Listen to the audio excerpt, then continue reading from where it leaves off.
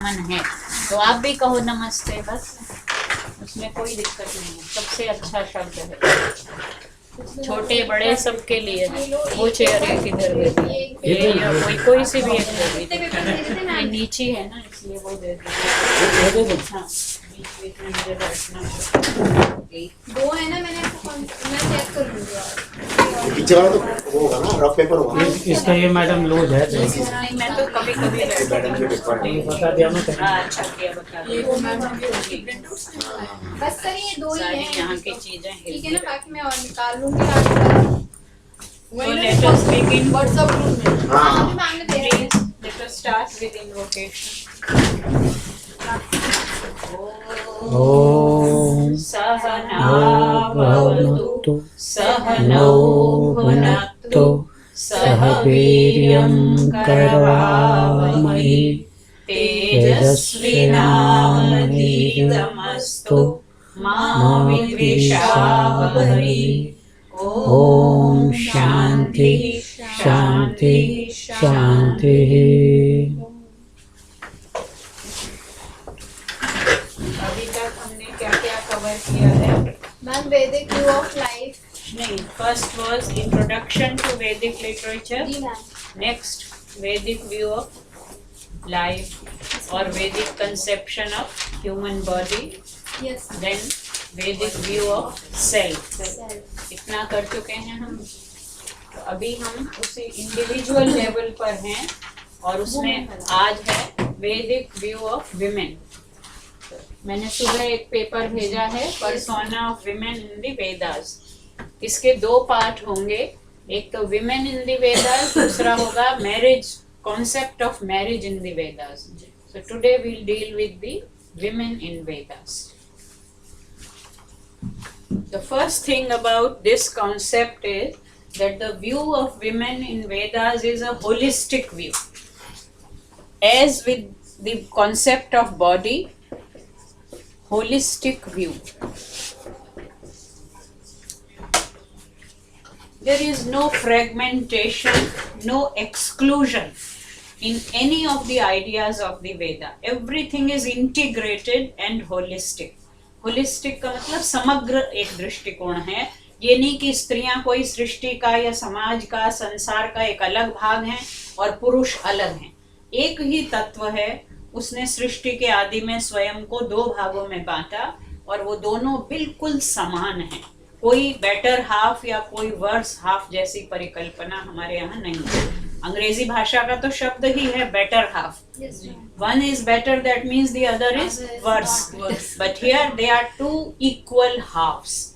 हमारे बृहदारण्यकोपनिषद में आता है कि प्रजापति जब अकेले थे, स एकाकी नैव रेमे, सो उनका मन नहीं लगता था। आत्मानं द्वेधा अपातयत, अपने को उन्होंने दो भागों में बांट दिया, उनमें से एक स्त्री और एक पुरुष बने। और आप जानते हैं कि कुछ कॉन्सेप्ट दूसरे धर्मों के हैं कि पुरुष की पसली से स्त्री का जन्म हुआ, स्त्री में आत्मा ही नहीं है। ये ऐसा क्रिश्चियनिटी का व्यू है, which is an accepted fact, उसमें कोई वो नहीं है। लेकिन इस हमारे वैदिक चिंतन में स्त्री को पुरुष का सर्वथा अर्धांग माना है। और बाद में हम देखते हैं, सांख्य दर्शन आप पढ़ चुके हैं, वहाँ प्रकृति और पुरुष जो दो तत्व हैं, प्रकृति स्त्री का प्रतीक है और पुरुष जो है वो पुरुष का यानी मेल जेंडर का प्रतीक है। दोनों ही एक दूसरे के पूरक हैं, उनमें कहीं संघर्ष नहीं है, कहीं द्वंद्व है लेकिन प्रतिद्वंद्विता नहीं है। They are two entities, two parts of the same substance, but there is no competition, rather there is complementarity. तो सबसे पहली बात तो यही है। और इसके लिए एक कथन मैंने पहले बताया भी था, तस्मात् इदम अर्धम वृगलम इव स्वः। ये शतपथ ब्राह्मण में आया है। शतपथ ब्राह्मण कौन से वेद का ब्राह्मण है? फर्स्ट लेक्चर को याद कीजिए। शतपथ ब्राह्मण किस वेद से वो बिलोंग करता है? पहले वाला भूल गए, इसका मतलब that you should keep always in front of you. Yajurveda का ब्राह्मण है, शुक्ल यजुर्वेद की माध्यन्दिन शाखा का ब्राह्मण है Shatapatha. In fact, this is one of the most important ब्राह्मणा texts in Vedic lit. और नाम से ही आप देख रहे हैं शतपथ, उसके 100 चैप्टर्स हैं. शतपथ ब्राह्मण. ब्राह्मण यहाँ पर जातिवाचक नहीं है. ब्राह्मण is a text, a type of text which is in prose. The Samhitas are in verse, while the Brahmana texts are in prose. So there it says tasmat ardham vrigalam iva swah. ये जो स्वह है रेखा, कौन सा पुरुष कौन सा वचन है क्रिया का, कौन सी धातु है, कौन सी क्रिया, उसका पुरुष और वचन. Just guess, anybody can guess. Ma'am ये तो वो है ना, वो अस्मि हाँ, अस्मि. स्व वाला. हाँ, तो ये बताओ ना अब ये पुरुष कौन सा है. द्विवचन पहले आ गया. चलिए पुरुष कौन सा है. उत्तम पुरुष. और धातु अस धातु. अस धातु उत्तम पुरुष द्विवचन. What I want to emphasize is द्विवचन, कि हम दो हैं. अस धातु का मतलब होता है होना. तो अस्मि हूँ, स्वह हम दोनों हैं. हम दोनों क्या हैं. तस्मात इसलिए, अर्धम आधा, वृगल, वृगल कहते हैं दाल के 2 दानों को. जब दाल अंकुरित होती है, when a seed sprouts, 2 sprouts are known as वृगल. तो जैसे दाल के 2 दाने होते हैं, ऐसे हम दोनों क्या हैं. अर्धम आधे हैं. आधा तुम हो और आधा मैं हूं. और ये ब्राह्मण ग्रंथ अपने आप नहीं कह रहा. वेद में मंत्र आता है कि एक शब्द है साम. एक तो साम वेद वाला है, उसको छोड़ दीजिए. साम को अगर हमें अलग करना हो, मान लो संधि विच्छेद करना है, तो क्या करेंगे. गेस. साम संधि है इसमें. सह तो नहीं हो सकता, विसर्ग तो है ही नहीं. हाँ, guess. If we have to split this according to sandhi, how would we split. स आम भी हो सकता है, लेकिन सा अम भी हो सकता है. सा और अम. And this is what I want to convey, क्योंकि मंत्र आता है अथर्ववेद में, अमोहमस्मि सात्वम. अहम अमह अस्मि सात्वम. सा कौन सा लिंग है. स्त्रीलिंग. स्त्रीलिंग. तो मैं अम हूं और तुम सा हो, और हम मिलकर क्या बनते हैं. साम बनते हैं. साम क्या है. गीत का नाम साम है. तो life becomes a music when सा एंड अम जॉइन टुगेदर. तो और ये मंत्र है, मैं उसका रेफरेंस भी दे दूंगी. अमोहम अस्मि, मैं अम हूं, सा त्वम, और तुम क्या हो. तुम सा हो. सा और अम अर्धम वृगला एव. हम दाल के 2 दानों के समान अर्धांग हैं. परवर्ती काल में आपने अर्धनारीश्वर सुना होगा शब्द. भगवान शिव का जो शरीर है वो अर्धनारीश्वर के रूप में भी विग्रह दिखाया जाता है, कि उनका आधा भाग नर है और आधा भाग नारी. वही कल्पना है हमारे यहाँ. स्त्री को पुरुष का और पुरुष को स्त्री का अर्धांग कहा जाता है. पत्नी के कई नाम हैं, उनमें से एक नाम है अर्धांगिनी. तो इसलिए पहली बात जो पर्सोना ऑफ विमेन के बारे में है, that the view of women in Vedic tradition is a holistic view, where men and women are complementary, they are not competitive, they are to complement each other. ये पहली बात है. उसको मैंने बताया आपको. ये शतपथ ब्राह्मण का वचन है और ये तो वेद का ही मंत्र है. आगे अभी बहुत सारे मंत्र बताऊंगी.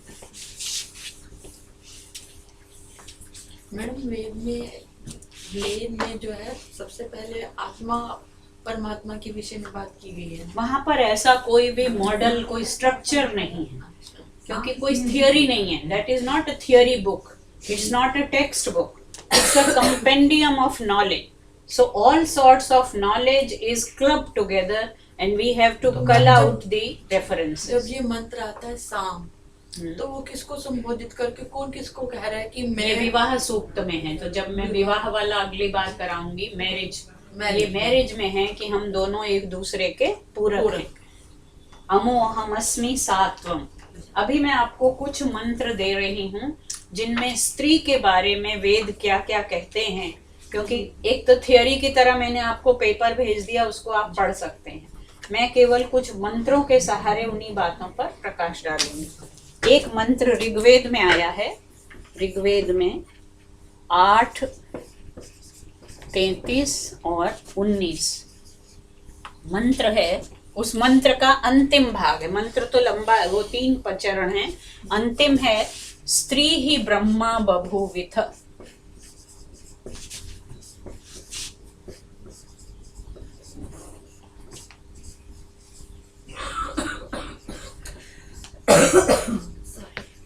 फिर आप सोच सकते हैं हम कहाँ से चलकर और आज कहाँ आ गए। स्त्री ही ब्रह्मा बभूविथ। ही जो है एक अव्यय है संस्कृत में, इसका कोई विशेष अर्थ नहीं होता, कई बार निश्चय को बताता है। निश्चय ही स्त्री ब्रह्मा हुई। ब्रह्मा कौन होता है? आज हम ब्रह्मा किसे कहते हैं? रचना करने वाला। रचना करने वाला। ये किस धातु से बना है? ब्रिंग धातु से। ब्रिंग, ब्रिंग वर्धने, वर्धने बढ़ने में। तो ब्रह्मा कौन है? He is the Lord of creation. स्त्री भी ब्रह्मा हुई क्योंकि सारी सृष्टि, मानुषी सृष्टि कहाँ हो रही है? किसके द्वारा हो रही है? स्त्री के द्वारा। तो वेद ने स्त्री को ब्रह्मा की पदवी दी। किसने? ऋग्वेद ने, जो कि संसार का सबसे पुराना पहला ग्रंथ मान लिया। यूनेस्को ने स्वीकार कर लिया है कि ऋग्वेद सबसे पुराना ग्रंथ है। और ऋग्वेद स्त्री को क्या कह रहा है? स्त्री ब्रह्मा हुई। रेफरेंस आपके सामने है। फिर है यजुर्वेद का मंत्र एक आएगा, उसमें तो बहुत सारे विशेषण स्त्री के लिए दिए हैं। पहले ऋग्वेद के ही और बता दूं, आप उस पत्र में देखेंगे जो मैंने भेजा है कि स्त्री का वर्णन या तो देवियों के रूप में किया गया है। देवियां क्या होती हैं? देवता या देवी मैंने पहले बताया है, जो देता है। देता है। और वेद में देवता किसे कहते हैं? जो विषय होता है, उस मंत्र का जो कंटेंट होता है उसी को देवता कहते हैं। वहां देवता पूजा वाला नहीं है। तो या तेन उच्यते सा देवता, जिसको कहा जा रहा है वही देवता है। तो कुछ स्त्रियां तो देवियों के रूप में वहां पर उनकी स्तुति की गई है। ये लगभग 20 हैं। उनमें से कुछ देवियों के नाम यदि आप जानते हो, संस्कृत वाले कोई जानते होंगे। वेदों में स्त्रियों को देवी के रूप में कहाँ स्तुति की गई है? किस रूप में? सरस्वती नाम से। आज भी हम विद्या मंदिरों में सरस्वती की स्तुति करते हैं। और लक्ष्मी, लक्ष्मी तो देवी। दुर्गा, दुर्गा वेद में मैम गायत्री, गायत्री भी देवी नहीं है, छंद है गायत्री। सरस्वती है और दुर्गा, उषा, दुर्गा भी नहीं, उषा है। और वाक, वाक है। वाक सूक्त तो सबने एमए में पढ़ा है। वाक सूक्त है। शची इंद्राणी है। शची इंद्राणी जो इंद्र की पत्नी है, वो भी देवी है। तो 20 के करीब तो देवियां हैं, और कुछ तो ऐसी हैं जो देवी भी हैं और ऋषि भी हैं। जैसे सूर्या सावित्री। विवाह सूक्त किसने दर्शन किया? सूर्या सावित्री ने। आज भी हिंदू विवाह में जो मंत्र पढ़े जाते हैं वो सूर्या सूक्त से पढ़े जाते हैं। सूर्या उस सूक्त की देवता भी है और सूर्या उस सूक्त की ऋषिका भी है। उसी ने मंत्रों का दर्शन किया है। तो 27 के करीब तो ऋषिकाएं हैं, जिनको गिनाया गया है। बृहद देवता नाम का एक ग्रंथ है।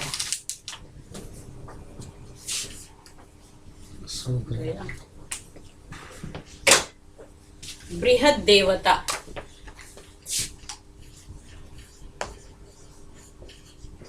हम लोग सोचते हैं कि रिसर्च मेथोडोलॉजी अभी शुरू हुई है ना। हम बिब्लियोग्राफीज और एनसाइक्लोपीडियाज, ये ग्रंथ के नाम से आपको क्या पता चल रहा है?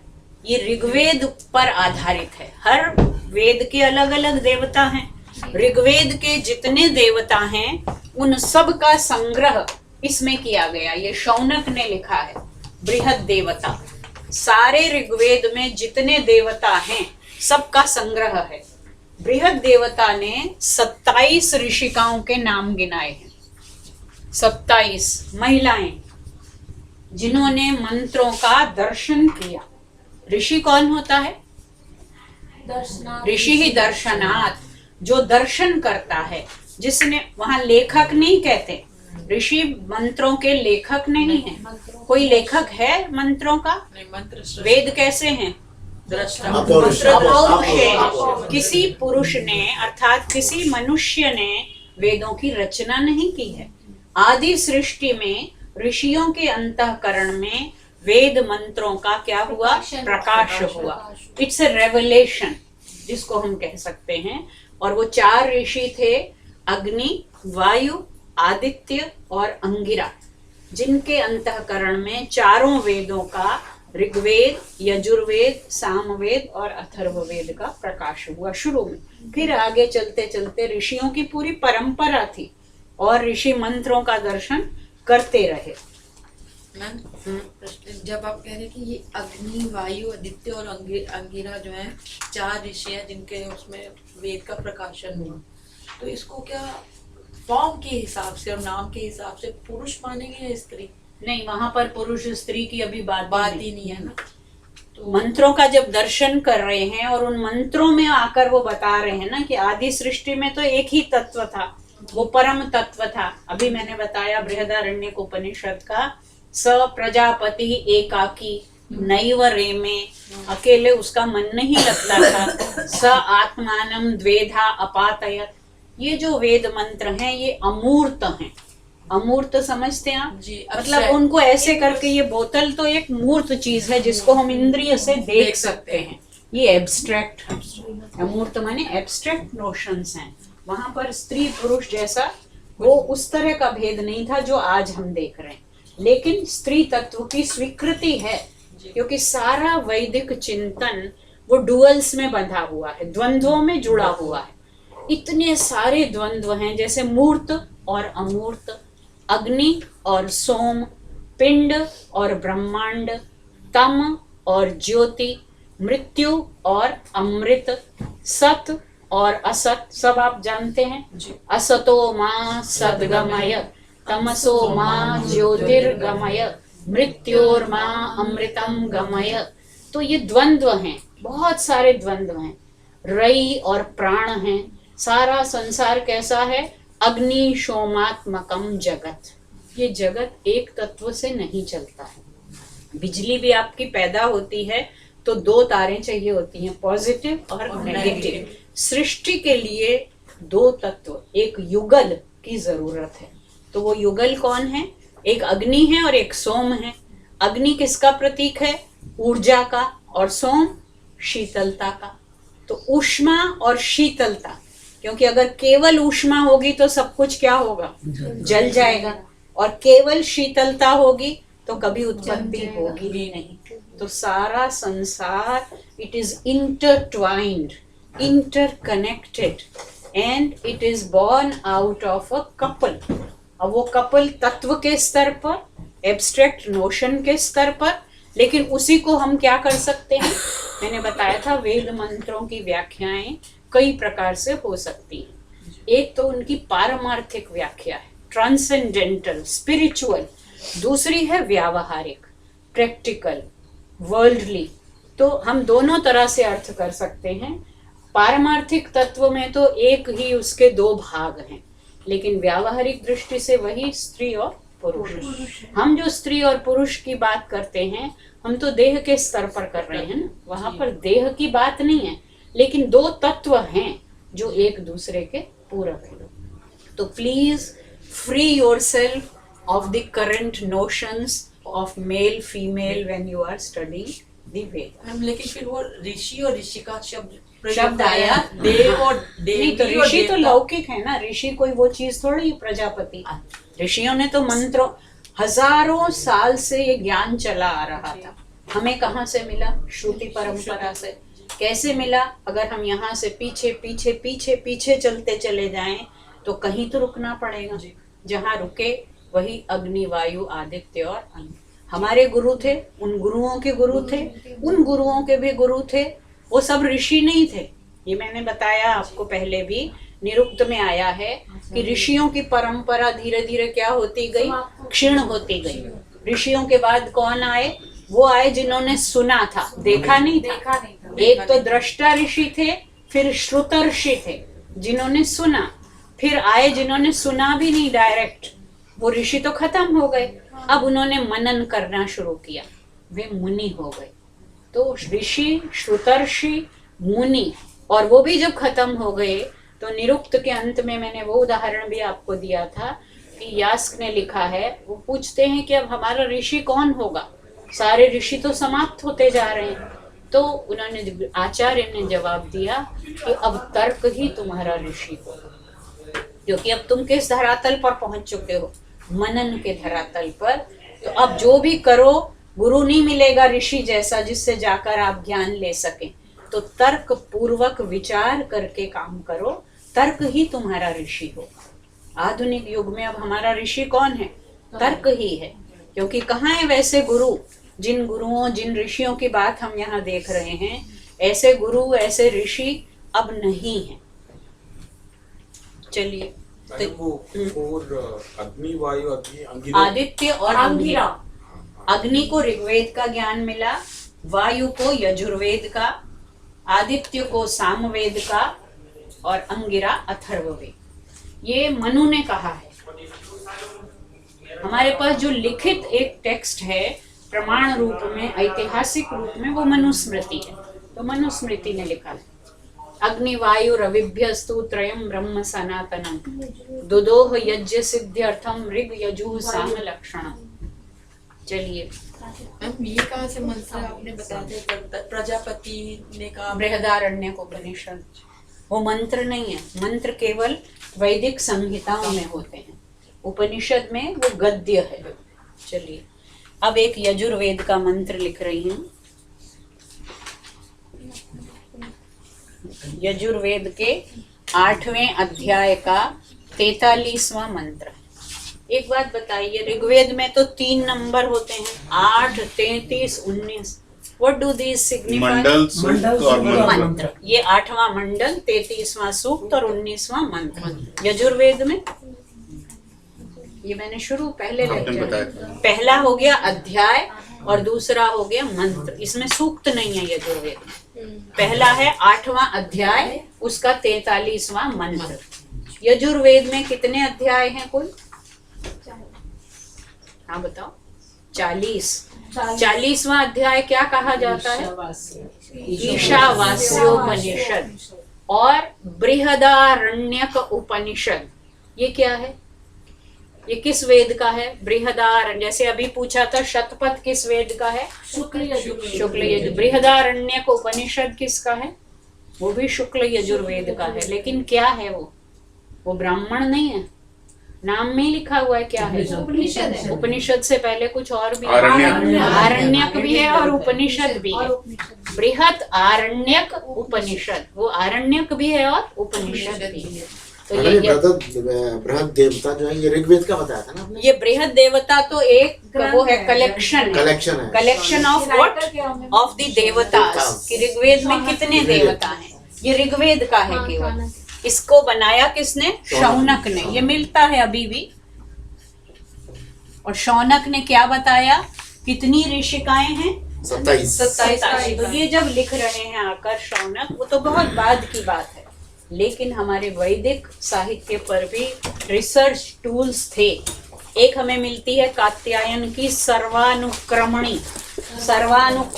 कात्यायन की, वो भी ऋग्वेद के लिए है। उसमें सारी लिस्ट मिलती है कि किस मंत्र का कौन ऋषि है, कौन देवता है और कौन छंद है।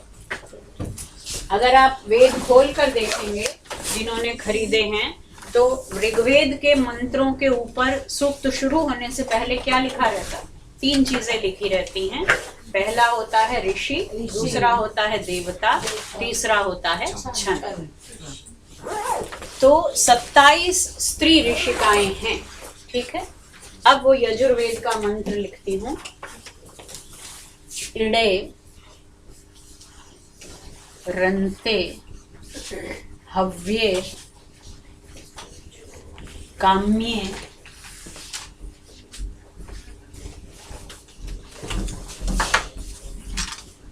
काम्ये चंद्रे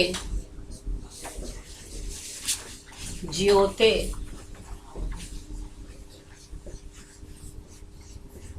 संधि तोड़ कर लिख रही हूं, ज्योते अदिते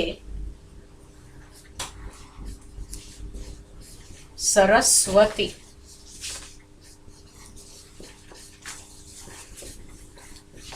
मही विश्रुति छोटी की मात्राएं हैं इनमें। Don't tell, let them guess. एता एता ते अग्न्ये नामानि देवेभ्यो मा सुकृतं ब्रूयात्। सुकृतं ब्रूतात्, सॉरी ब्रूयात् नहीं, ब्रूतात्। अब इसमें जो शब्द आपके काम के हैं, 1 2 3 4 5 6 7 8 9 10 और 11, ये 11 संबोधन है। आप विभक्तियां जानते हैं कितनी होती हैं? विभक्तियां 7 और संबोधन उन 7 में है या उनसे अलग है? अलग है। कब प्रयोग करते हैं संबोधन का? जब किसी को बुलाना होता है। तो यहाँ किसको बुलाया जा रहा है, किसको संबोधन किया जा रहा है? वो शब्द है अग्न्ये। ये सारे उसके विशेषण हैं 10। असली जो संबोधन है वो है अग्न्ये। तो मूल शब्द क्या होगा प्रातिपदिक? अग्न्ये। अग्न्ये तो संबोधन है, तो शब्द क्या होगा?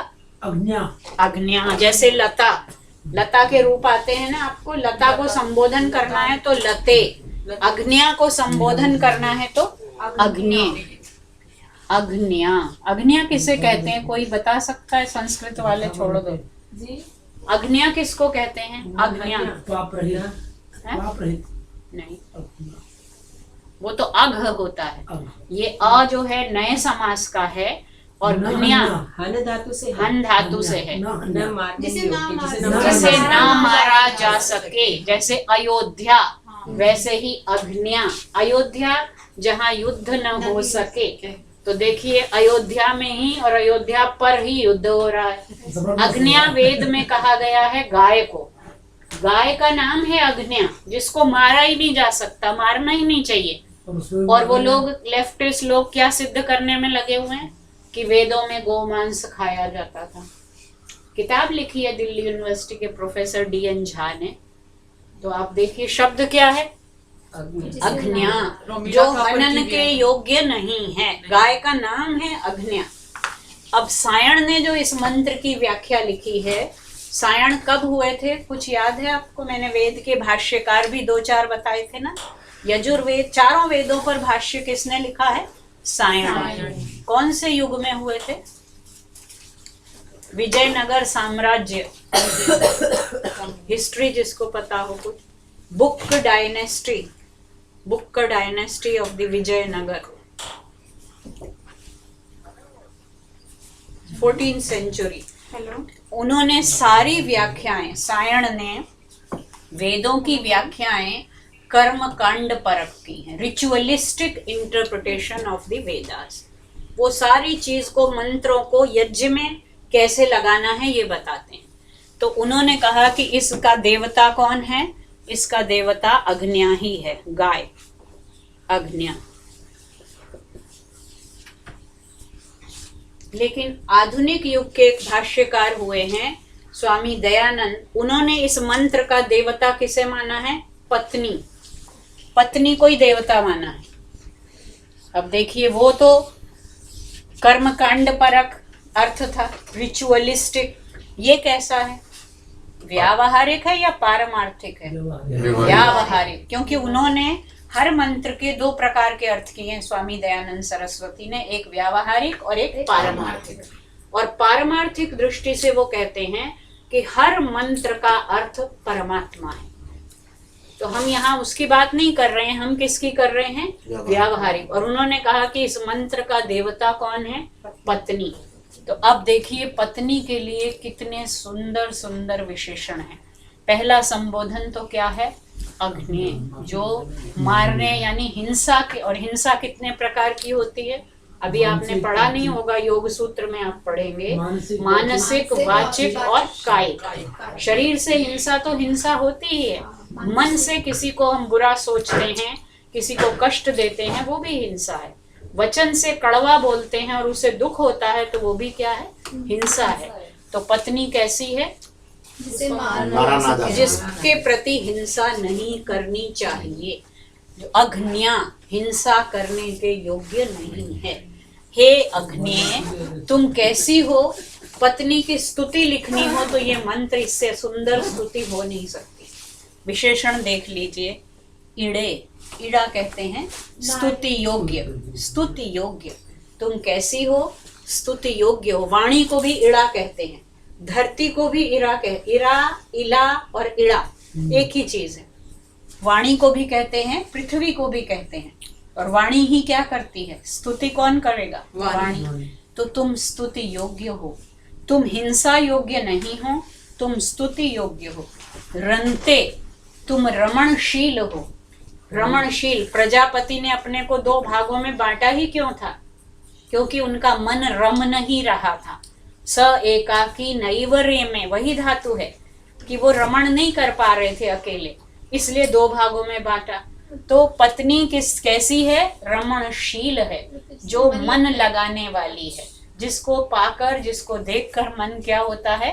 प्रसन्न होता है। हव्ये, हव्ये बुलाने योग्य हो। हवन, बुलाना, आवाहन, तुम बुलाने योग्य हो। काम्ये, कमनीय हो। कमनीय किसे कहते हैं? कमु कांतौ, जो सुंदर है उसे कांतिवान कहते हैं। तो काम्ये, तुम कामना के योग्य हो। चंद्रे, चंद्रमा क्या करता है? शीतलता देता है। तुम कैसी हो? शीतलता देने वाली, आह्लाद देने वाली हो। ज्योते, तुम प्रकाश स्वरूपा हो। अदिते, तुम अखंड हो, कभी भी खंडित होने वाली, विचलित होने वाली नहीं हो। सरस्वती, तुम शरणशीला हो। सरस्वती क्या? नदी का भी नाम सरस्वती है, वाणी का भी नाम सरस्वती है, और स्त्री को भी सरस्वती कहते हैं। वाणी कब सरस्वती है? जब वो फ्लो करती है। नदी तो है ही सरस्वती जब तक वो बह रही है। और स्त्री कब सरस्वती है? जब उसका ज्ञान, उसकी वाणी, उसकी क्रियाएं फ्लो कर रही, प्रवाहित हैं।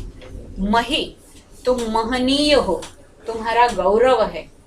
विश्रुति, तुम ज्ञानी हो, विदुषी हो।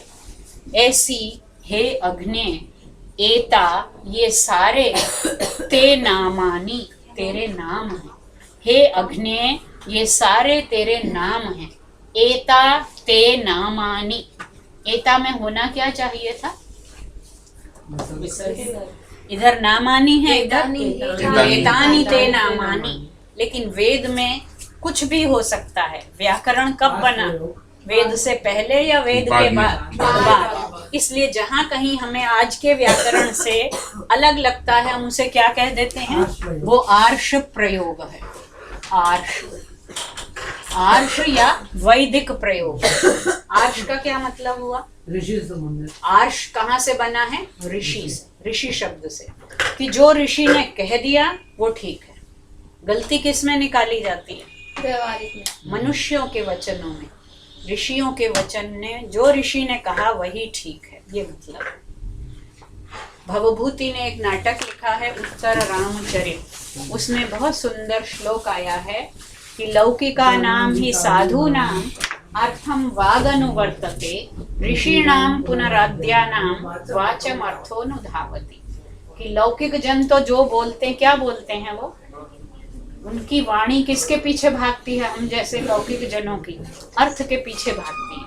क्योंकि कहना क्या चाहते हैं, हम कोई चीज कन्वे करना चाहते हैं तो वाणी ढूंढते हैं कि इसको कैसे कहें। लौकिका नाम ही साधु नाम अर्थम वाक अनुवर्तते।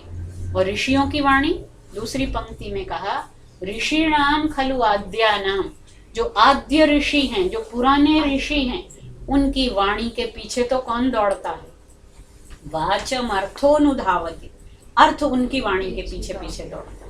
हमारी वाणी अर्थ के पीछे दौड़ती है और ऋषियों की वाणी के पीछे अर्थ, क्योंकि ऋषि ने शाप दे दिया तो बदल सकता है, ऋषि ने वरदान दे दिया तो वो सत्य होगा ही होगा।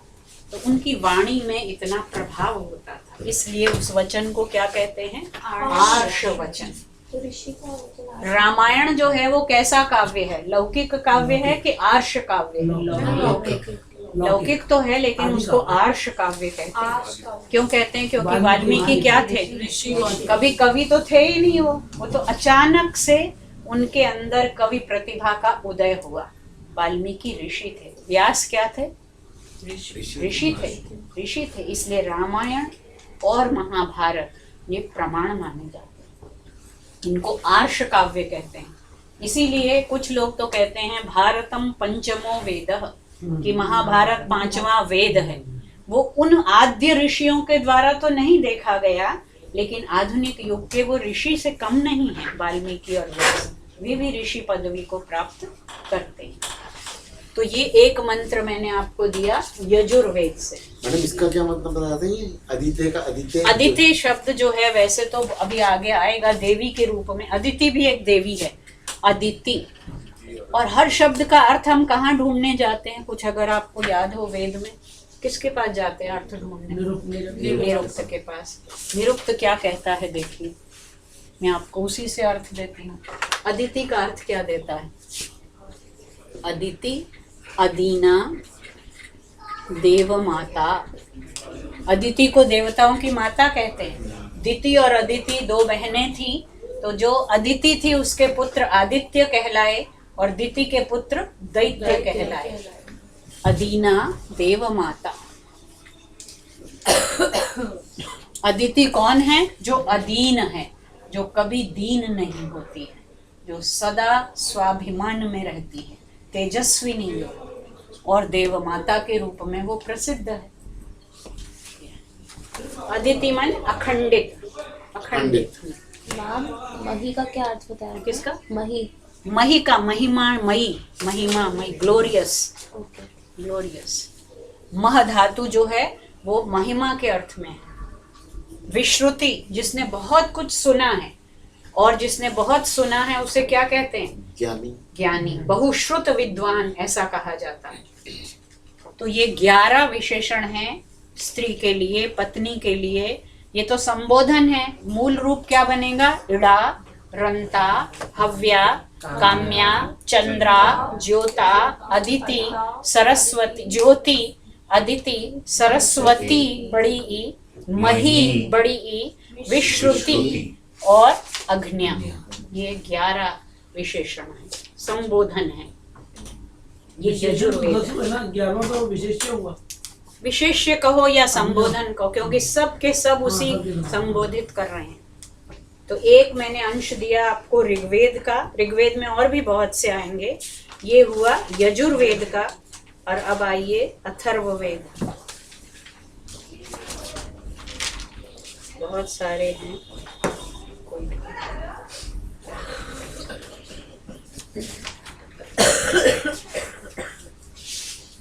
सूर्या सूक्त जो विवाह सूक्त है वो ऋग्वेद में भी आता है और अथर्ववेद में भी आता है। कुछ मंत्र फर्क हैं अथर्ववेद में, कुछ कॉमन है और कुछ अलग अलग है। तो अथर्ववेद का एक मंत्र है, अथर्ववेद का 14, 1 और 51। अब ये बताइए क्या हुआ? 14, 1, 51 अथर्ववेद। 14वां क्या है? अथर्ववेद में क्या होते हैं?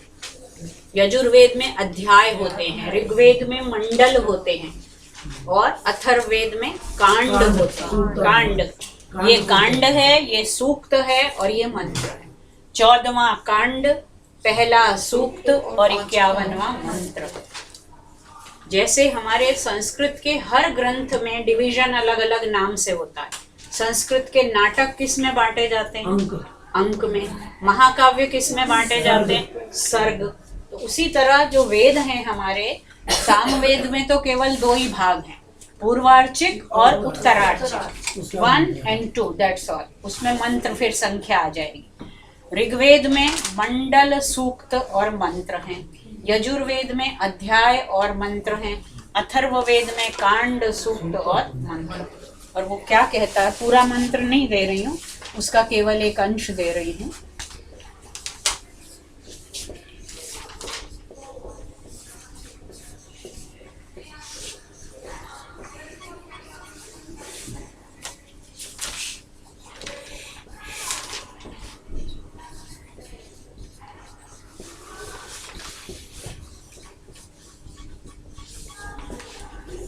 कितना सुंदर मंत्र है। पत्नी त्वमसि धर्मणा। पत्नी को कई लोग पूछते हैं ना, धर्म पत्नी, केवल पत्नी को ही क्यों बोलते हैं? पति को तो कभी धर्म पति नहीं बोलते। लेकिन आजकल के युग में शायद अब ये भी चल पड़े या चल पड़ा भी हो उस सोसाइटी में, हम तो जाते नहीं हैं। पत्नी त्वमसि धर्मणा, तुम धर्म से मेरी पत्नी हो और मैं कैसा हूँ? अहम गृहपतिस्तव, मैं तो तुम्हारे घर का पति। मतलब, और बिल्कुल फैक्ट है ये। हिंदू समाज में अभी तक जो चल रही थी संस्कृति, अब वो विशृंखलित हो रही है। सारा धर्म, सारी संस्कृति, सारे संस्कार कौन बचा के ला रहा है? पुरुष बचाते हैं, पति बचाते हैं या पत्नियां बचाती हैं? घर क्यों टूट रहे हैं आज हमारे समाज में? क्योंकि अब पत्नियां धर्म पत्नी नहीं है।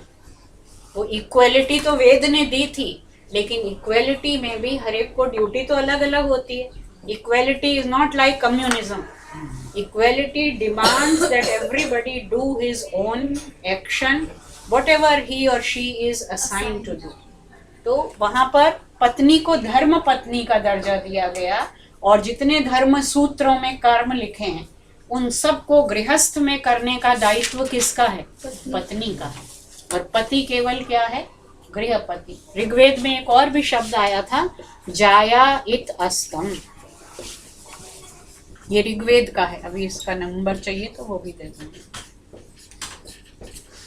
ये ऋग्वेद है। उसने कहा था जाया, पत्नी का एक नाम जाया है। क्यों? क्योंकि वही जन्म देती है। उसके लिए भी शतपथ ब्राह्मण ने बहुत सुंदर कहा है, मैंने नोट किया कि नहीं पता नहीं, कि जब पति संतान उत्पन्न होती है तो मानो पति ही जन्म लेता है दोबारा।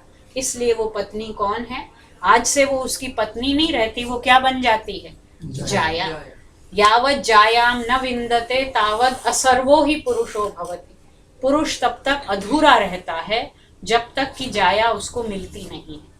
अयज्जियो वा एष यो अपत्नीकः, जिसकी पत्नी नहीं है वो यज्ञ नहीं कर सकता, क्योंकि यज्ञ में यजमान कौन बनते हैं? दंपति बनते हैं। तो स्त्री जाया है और जाया ही अस्तम, घर है। अस्तम माने घर, जाया ही घर है। बाद में संस्कृत का एक श्लोक इसी पर आ गया, न गृहम गृहम इत्याहु गृहिणी गृहम उच्यते। ये घर घर नहीं होता है, गृहिणी ही घर होती है। उसका मूल कहाँ पर मिल रहा है? ऋग्वेद में मिल रहा है। लेकिन पत्नी ही घर है और पति क्या है? केवल घर का पति। हालांकि दूसरा जो शब्द एक मिलता है दंपति। आजकल लोग लिखते हैं तो छोटी की मात्रा लगाते हैं। अगर हम छोटी की मात्रा लगाएंगे तो वचन कौन सा होगा? पति ही, पति पतयः। ये कौन सा वचन है? द्विवचन। ये शुद्ध है। और छोटी की मात्रा लगाई तो वो एक वचन हो गया। वो केवल तो पति से हाँ, दंपति। दम कहते हैं घर को। घर के 2 स्वामी हैं। आजकल हो गया ना, रजिस्ट्री जॉइंट नेम में होती है, लेकिन वो तो ऋग्वेद नहीं कर रखी है। घर के 2 स्वामी होते हैं, को ओनर्स हैं वो दोनों, एक नहीं है, क्योंकि कोई किसी से कम नहीं है। तो दंपति दोनों घर के स्वामी हैं, फिर भी वो अपनी सफाई दे रहा है कि मैं कौन हूँ, मैं तो केवल घर का भी कितना स्वामी है, आधा, क्योंकि वो भी स्वामिनी है। वो गृह स्वामिनी है, वो गृहपति है, लेकिन पत्नी का दर्जा और बड़ा है। क्यों? क्योंकि वो धर्म पत्नी है। धर्म का दायित्व, धर्म की रक्षा का दायित्व किसका है? स्त्री का है। तो धर्म सूत्रों के जो विधान हैं वो स्त्रियों के लिए गृहस्थ में बहुत ही सुंदर एक श्लोक वहां पर आया है, पारस्कर गृह सूत्र। पारस गृह सूत्र, सूत्र कहाँ थे? कुछ याद है? हमने पढ़े थे सूत्र कहाँ थे? गृह सूत्र, धर्म सूत्र, श्रौत सूत्र, शुल्व सूत्र, कल्प सूत्र, वेदांग 6 थे ना? कौन कौन से? अब एग्जाम भी होगा आपका, कम से कम नाम तो याद होने चाहिए ना। 6 वेदांग हैं, कौन कौन से? शिक्षा, व्याकरण, ज्योतिष, छंद, निरुक्त और कल्प तो अंतिम है, कल्प छठा है। कल्प 4 प्रकार का है, कल्प सूत्र 4 प्रकार के हैं, श्रौत सूत्र, धर्म सूत्र, गृह्य सूत्र और शुल्व सूत्र। श्रौत सूत्रों में क्या होता है? श्रुति यानी वेद में जो यज्ञ के प्रकार बताए हैं उनका विधान होता है। गृह्य सूत्रों में क्या होता है? घर के अंदर डोमेस्टिक रिचुअल्स, घर के अंदर जो हमें संस्कार करने हैं वो गृह्य सूत्रों में है। फिर कल्प शुल्व सूत्र कौन से हैं? शुल्व सूत्र ज्यामिति, जिनमें वेदी का नापा जाना कि कितने इंच लंबी, कितने इंच चौड़ी, कितनी उसकी डेप्थ होगी, ये शुल्व सूत्र है। तो श्रौत सूत्र, गृह्य सूत्र और धर्म सूत्र। धर्म सूत्र जिनमें कानून दिया गया है, विधान किए गए हैं। तो धर्म सूत्रों में स्त्रियों के लिए भी विधान है, पुरुषों के लिए विधान है, समाज के लिए भी विधान है। ये 4 प्रकार के हमारे सूत्र ग्रंथ। चलिए, तो जो बात मैं बता रही थी कि वेदों में स्त्री को देवी के रूप में भी वर्णन किया है, ऋषिका के रूप में भी वर्णन किया है और सामान्य स्त्री के रूप में भी, एज अ पर्सन। और एज अ पर्सन उसको पत्नी भी कहा गया है। सबसे प्रधान उसमें पत्नी का ही रोल है। वेद में जो स्त्रियों के सामान्य स्त्री के रूप में वर्णन आते हैं, पत्नी है, पुत्री है और माता है।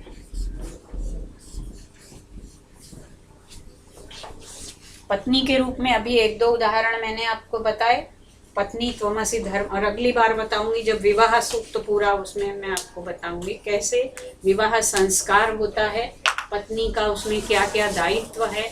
क्योंकि संस्कार है विवाह, हमारे यहाँ कोई वो कॉन्ट्रैक्ट नहीं है। वेस्ट में जो शादियां होती हैं वो रजिस्टर की जाती हैं और कॉन्ट्रैक्ट है, जिसने कॉन्ट्रैक्ट ब्रीच किया उसका क्या?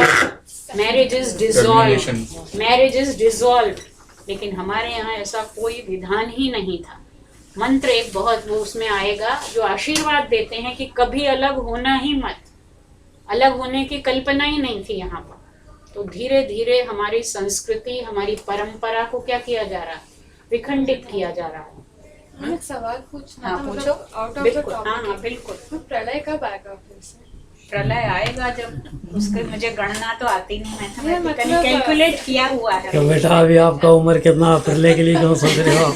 नहीं, लेकिन क्यों पूछा ये? नहीं मैंने एक नॉवल पढ़ा था, उसमें तो मनु क्या कहते हैं, he was the first person after the प्रलय came. Yeah, we have 2 types of प्रलय का जो कॉन्सेप्ट है हमारे यहाँ, एक खंड प्रलय होती है और एक महाप्रलय होती है। ये फिलॉसफी में सब आया हुआ है, खंड प्रलय और महाप्रलय। तो खंड प्रलय तो हर युग के अंत में होती रहती है। 4 युगों की कल्पना है, सतयुग, त्रेता, द्वापर। एकदम पूरा एकदम फिर से वो तो फिर महाप्रलय होगा। वो कब आएगा? वो तो फिर कोई नहीं बता सकता, कोई उसकी गणना नहीं करी हुई है। लेकिन कॉन्सेप्ट है कि बार बार जो, अभी तो जब तक हमारे सबके कर्म बाकी हैं तब तक तो हमें बार, उसके साथ कर्म और पुनर्जन्म का सिद्धांत भी है कि जब तक हमारे कर्म बाकी हैं तब तक तो हमें दोबारा जन्म लेना है। गीता में कहा ना, यदा यदा हि धर्मस्य ग्लानिर्भवति भारत अभ्युत्थानम अधर्मस्य संभवामि युगे युगे। हैं? कर्म तो बढ़ते ही रहेंगे किसी प्रलय न कभी किसी पीढ़ी नहीं के। आएगा। मतलब वहां प्रलय जब आएगी, जब कहते हैं ना, पुराने लोग कहते थे अति का घड़ा जब भर जाएगा, इतने पाप धीरे धीरे बढ़ ही रहे हैं पाप, जब इतने पाप हो जाएंगे कि किसी को मनुष्य योनि शायद मिलनी नहीं होगी, फिर तब वो महाप्रलय हो। मतलब समाप्त तो कुछ तब भी नहीं होगा, केवल पंच तत्व रह जाएंगे, पृथ्वी जल तेज वायु और आकाश, वो नष्ट नहीं होंगे। पर अगर 90% भी लोग पाप करें 10% के लिए तो बनी रहेगी। हाँ तो वो तो चलता रहेगा ना। लड़की मैम जैसे कोई आपने कहा वेदों में पत्नी पुत्री और माता का ज्यादा वर्णन किया, सामान्य पत्नी का सबसे ज्यादा, बहन का वर्णन किया, बहन का भी एक दो जगह है, ज्यादा नहीं। मैं ये पूछना चाह रही थी कि जब सृष्टि हुई तो जो गणना जनगणना रही धीरे धीरे बढ़ती रही, ठीक है। अब ये जो समझ लीजिए 50 की संख्या पर आते हैं, 50 से जब 100 हुए, ठीक है, तो उस 50 के बाद जो बाकी के 50, उन 50 का तो कर्म चलता रहा। पहली बात तो ये आज के हमारे उससे रिलेवेंट नहीं है, फिर भी बता देती हूँ कि हमारे यहाँ एक जवाब है कि आत्माएं कितनी हैं, अनंत। तो जिन्होंने साइंस पढ़ी है वो ज्यादा अच्छा एक्सप्लेन, इन्फिनिटी जो है, तो हमारे यहाँ ये शब्द आता है अनंत जीवात्माएं। अब अनंत में 50 और 100 कहाँ है वो आप देखिए। नहीं, मेरा कहने का अभिप्राय ये था नहीं कि जब उसको हम सृष्टि कुछ उसका वर्णन कर ही नहीं सकते हम, क्योंकि अनंत हैं, अनंत परमाणु हैं, अनंत जीवात्माएं हैं, अनंत योनियां हैं। आज तक जब किसी ने नहीं गिनी तो हम कहाँ से गिन सकते। तो उन प्रश्नों को ही अति प्रश्न कहा जो आपने पूछा ना। जब याज्ञवल्क्य से गार्गी पूछती जाती है तो उन्होंने कहा गार्गी माँ अति प्राक्षी, अति प्रश्न मत करो, क्योंकि आप अगर न्याय शास्त्र जानते हैं, प्रश्न करते जा रहे हैं, फिर उत्तर दिया, फिर वहां कौन सा दोष हो जाता है? अभिप्रश्न दोष। नहीं, अनवस्था दोष। We have to talk logically, isn't it? At last we have to stop somewhere. If we don't stop, then there will be fallacy of infinite regress. So every logician or every logical person, when he enters into debate, तो दोनों मान के चलते हैं कि कहीं तो रुकना पड़ेगा। ये अलग बात है कि आप कह रहे हैं यहाँ रुक जाओ, मैं कहूँगी नहीं वहाँ, आप कह रहे हो 50 और 100 पे रुक जाओ, मैं कह रही हूँ 1,00,000 पे रुक जाओ। नहीं, मैं यही प्रश्न था कि उसके बाद उन लोगों की कर्म कहाँ से आए? नहीं, उन लोगों के पता नहीं ना, क्योंकि उनकी व्याख्या नहीं हो सकती। अब पता नहीं पीछे उनके इतने ही थे जो इतने खत्म हो गए उनके भोग, वो हमारी शक्ति ही नहीं, हमारा परव्यू ही नहीं है। We can not see, we can not explain that. हम तो अपने कर्म करने में स्वतंत्र हैं, दूसरे के कर्म का भोग कितना हुआ कितना नहीं हुआ, it is not given to us human beings. That's why we have to posit the concept of God. There is some superpower who is beyond all this bondage. हम तो खुद ही दलदल में फंसे हुए हैं, तो इसलिए हम नहीं जान सकते, ठीक है। इसीलिए ऋषियों की कल्पना है कि जो बात, अब जैसे स्वामी दयानंद ने बहुत खंडन किया उस जमाने में, अब उनके अनुयायी जो हैं फिर खंडन करने लगते हैं, तो खंडन हम नहीं कर सकते, क्योंकि उनकी दृष्टि जो थी ऋषि की दृष्टि थी। पहले हम वहां तक तो पहुंचे, उन्होंने जो समाज के लिए किया उसको समझना, उसको आगे पहुंचाना वो हम कर सकते हैं, लेकिन उन्होंने जो खंडन किया उनके मन में किसी के लिए द्वेष भाव नहीं था। और हम तो खंडन करते हैं, क्यों? कि हमें अपनी बात मंडन करनी है, इसलिए आपके खंडन कर रहे हैं। तो वो जो है हम लोग उस लेवल पर हैं ही, ठीक है। और दूसरा जवाब कि अनंत माना गया है हमारे वेदों को भी अनंत कहा है। और किसने कहा है? तैत्तिरीय, मैंने कहानी सुनाई थी आपको इंद्र और भारद्वाज की, अनंता वही वेदाः। तो मैं कह दूं कि बस वेद का यही अर्थ है? नहीं, मैं जो समझ रही हूँ वो मैं आपको बता रही हूँ। दूसरे भाष्यकारों ने बहुत अच्छे अच्छे अर्थ बताए हैं, आप पढ़ेंगे, हो सकता है आपको कोई नया अर्थ मिले। वेद के अर्थों की कहीं इतिश्री नहीं होती। इतिश्री माने एक श्री गणेश होता है और एक इतिश्री होती है। देखिए, श्री गणेश का, गणेश से पहले श्री जोड़ दिया यानी प्रारंभ, और इति माने एक अथ होता है और एक इति। अथ से प्रारंभ है और इति से समाप्त है, तो इतिश्री नहीं होती। वेद के अर्थों की कहीं इतिश्री नहीं होती, इसलिए वेद कैसे हैं? अनंत। तो मैम इसी संदर्भ में एक डाउट था। अवस्था दोष को लॉजिकल डाइग्रेशन का नहीं, इन्फिनिट रिग्रेस भी कहते हैं। लॉजिकल डाइग्रेशन तो मुझे लगता है जहां बदल दिया जाए विषय, वो अर्थांतर दोष है। इन्फिनिट रिग्रेस, क्योंकि डाइग्रेशन इज अर्थांतर दोष, कि चले थे कुछ सिद्ध करने और कर दिया कुछ और। Divert This is infinite regress. Many types of fallacies in Indian logic. So this is very very common. जहाँ ये आएगी अनवस्था, फिर कहेंगे कि अच्छा अब इसको छोड़ो, कहीं तो रुको। तो जैसे न्याय वैशेषिक वाले परमाणु पर रुक जाते हैं कि परमाणु ही अंतिम। वेदांत वाले उससे भी परे चले जाते हैं, वो परमाणु तो अनंत है, वो एक चेतन तत्व पर रुक जाते हैं। कॉन्शियसनेस। परमाणु is matter, so they don't go beyond the duality, transcend duality, and they accept only one, that is supreme consciousness. Yeah. Ma'am इसी संदर्भ में एक डाउट था, जो विवाह संस्थान की बात आप कर रहे थे। इंग्लिश में शब्द है डाइवोर्स, उर्दू में है तलाक, हिंदू में कोई अर्थ ही नहीं है। नहीं, बनाया तो मतलब हुआ है शब्द ही विच्छेद, संबंध विच्छेद। शब्द तो संस्कृत में विवाह विच्छेद, संबंध विच्छेद, वही संबंध ऐसा है जिसका विच्छेद हो सकता, बाकी तो हो ही नहीं सकता। जो जन्म से संबंध हैं, आप अपने माता पिता को छोड़ दें, माता पिता भी पुत्र को डिसोन कर देते हैं, लेकिन वो तो खून का संबंध तो बदला ही नहीं जा सकता ना। जिस माता ने जिस पुत्र को जन्म दिया है, अब इस जन्म में तो भगवान भी नहीं बदल सकते उसको, मनुष्य तो क्या बदलेगा। जो जिसकी पिता है, जो जिसकी संतान है, जो जिसका भाई है, जो जिसकी बहन है, बदल सकते हैं। आप छोड़ दें मिलना जुलना, लेकिन फिर भी वो संबंध तो रहेगा।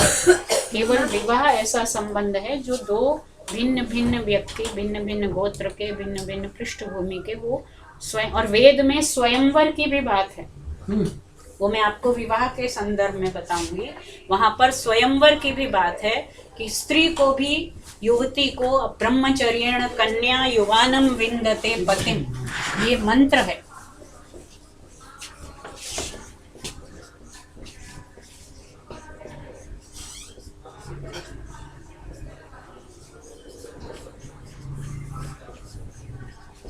ब्रह्मचर्य सूक्त है अथर्ववेद में।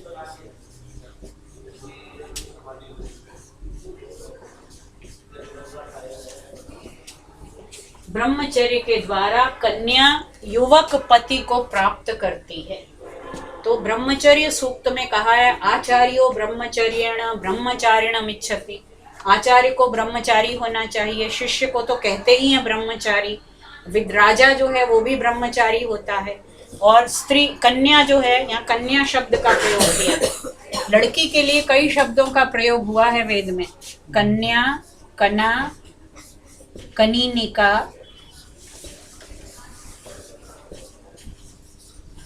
कुमारी, पुत्री और दुहिता।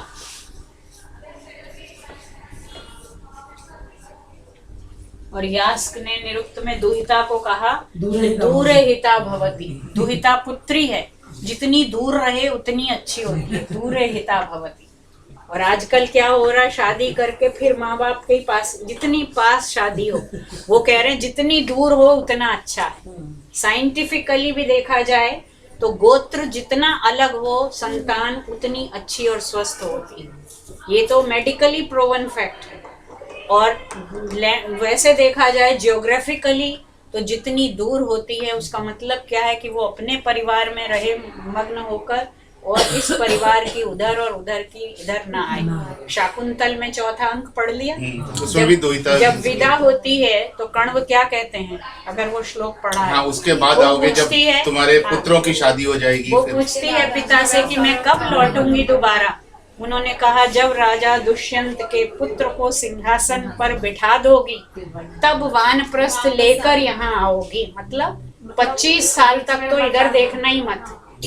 तो वहाँ पर ये नहीं था कि आज इधर और कल उधर, 1 घंटा इधर और आधा घंटा, यही चल रहा है। पर आज ये हो रहा है कि जब वहाँ जाती है तो अगर 1 मिनट एक करके जब वहाँ जाती है तो वहाँ पे इल ट्रीटमेंट होती है, नहीं ड्यू वो टू इसीलिए वहाँ की जो ग्रीड है, डाउरी चाहिए, ये चाहिए, पुत्र का जन्म नहीं दिया, तो उसको फिर वो दोनों मजबूरी, बातें हैं। हाँ। अगर वो एक बार, अब क्या शकुंतला के साथ नहीं हुआ, सीता के साथ जो हुआ वो न्याय था क्या? जनक आए थे लड़ने दुर्योधन से, दशरथ से, कि मेरी पुत्री को जंगल भेज दिया, राजकुमारी थी मेरी पुत्री, नहीं आए ना। दे दिया तो वो दे दिया, अब उसका निर्णय है और उसके पति का निर्णय। शकुंतला के पिता कण्व जाते और शाप दे देते, दुर्वासा तो शाप दे गए थे, कण्व भी दे देते दुष्यंत को शाप, नहीं दिया ना, क्योंकि एक मर्यादा होती है, हर संबंध की एक मर्यादा होती है। राम को मर्यादा पुरुषोत्तम कहते हैं, क्योंकि वो अपने संबंध की मर्यादा को जानते हैं। आज किसी चीज की कोई मर्यादा नहीं, कोई कुछ भी कर सकता है और कहीं भी जा सकता है, मुझे तो ये करना है तो करना है। परिवार में मर्यादा नहीं है, समाज में मर्यादा नहीं है, संस्था में मर्यादा नहीं है। तो इसलिए ये जो सारी समस्याएं हैं, पहले भी होती होंगी, लोभी लोग भी होते होंगे, इल ट्रीटमेंट वाले भी होंगे, लेकिन नगण्य थे। अभी क्या हो रहा है कि पहले से, बचपन से लड़की के मन में तो ये भर दिया जाता है कि सास ऐसी होगी, वो है या नहीं पता नहीं, लेकिन उसके मन में वही भर दिया जाता है। लड़कों को कभी ये सिखाया ही नहीं जाता कि लड़की, पहले हम लोग परिवार में पलते थे, बहन छोटी भी है तो भाई को क्या कहा जाता था कि बहन है, माफी मांगो, बहन को सॉरी बोलो, मतलब बहन का दर्जा बड़ा है। ये गांव की बेटी है तो ये भी तुम्हारी बहन है, ये चाचा की लड़की है, ये बहन है। अब ये सब बातें खत्म होती जा रही। तो हर समाज की कुछ अच्छाइयाँ हैं, कुछ वो है। सारी लड़कियों के साथ तो ये नहीं हो रहा दहेज और वो, लेकिन ये जरूर हो रहा है सब जगह कि अभी शादी हुई, वो अपने परिवार में तो रच पाती ही नहीं है ना। पहले माँ बाप कह देते थे कि बस अब वहाँ जा रहे हो तो जहाँ से डोली गई है वहाँ से अर्थी उठेगी, ये वाक्य बोला जाता था, लेकिन अब ये नहीं है। तो शाकुंतल तक आप देख रहे हैं, महाभारत में भी था, रामायण में भी था, कालिदास में भी था, तो ये चला आ रहा। दुहिता की व्याख्या यास्क ने तो 700 BC में की, दुहिता दुर्हिता दूरे हिता भवती। मैम वानप्रस्थ बोला, इसका मतलब कभी भी मत आओ। हाँ, तो अपने जीवन में अगर तुम्हें वानप्रस्थ में जाना है तो आश्रम में आओ। नहीं, जाना ही था, सब जाते थे ना, पूरे महाभारत में देख लो ना, सारे वानप्रस्थी तो जा रहे हैं। तो पहले तो आश्रम व्यवस्था थी, इसलिए उन्होंने कहा तब लौटना जब पुत्र, और इसका मतलब कभी झगड़ा होगा ही नहीं। अगर आश्रम व्यवस्था होगी, जैसे ही पुत्र राजा बनेगा और वो वहां से बैठेगा सिंहासन पर, तो माता पिता चले जाएंगे, तो झगड़ा किसमें होगा। और ऋग्वेद का तो एक बहुत ही अच्छा मंत्र, वो सब संस्कृत वाले तो जानते ही होंगे, दुहिता में दूह धातु से भी तो दूह से भी मानते हैं कि वो गाय दूहने का काम करती थी। घरों में गायें तो होती ही थी, तो वो जो है लड़की को दोहने की ड्यूटी मिलती थी, इसलिए भी नहीं, इसके अलावा ये भी पढ़ा था कहीं, बहुत पहले स्टूडेंट लाइफ में पढ़ा था, ध्यान नहीं कहाँ पढ़ा था, कि दूह धातु से मतलब दोहती ही रहती है। नहीं, वो तो अब आजकल वालों ने बना आजकल दिया, वहाँ तो वालों ने बनाया दूध थी, दूध दोहने वाले। दहेज दो, ये दो, वो दो, नहीं, वेदों में उस तरह की बात दोहन होता ही रहता है। एक मंत्र और है, क्या चलिए अनर्थ लगाते रहते हैं लोग। अब कुछ मंत्र में विवाह सूक्त के करा देती हूँ आज ही, ताकि ये चैप्टर इसको ही खत्म कर देंगे, ठीक है? फिर अगली बार कुछ और करेंगे, अभी तो टाइम है। ये सूर्या सूक्त है। मैडम माता का नहीं है। माता का एक तो अदिति ही है, मंत्र बता दूं माता का? बता देती हूँ।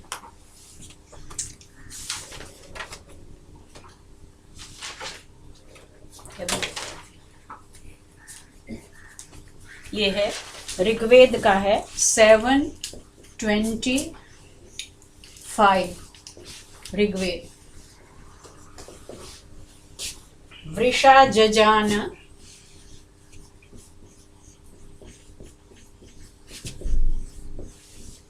इस सब के रेफरेंस आपको उस पेपर में भी मिलेंगे जो मैंने फॉरवर्ड किया। वृषा जजान वृषणम रणाय तमुचिन्नारी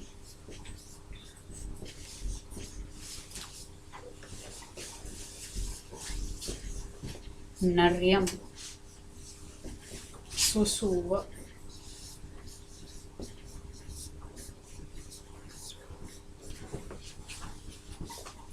वृषा इंद्र को कहते हैं, या कोई भी बलवान व्यक्ति, शक्तिशाली व्यक्ति ने वृषण को अपने पुत्र शक्तिशाली पुत्र को जजान जन्म दिया।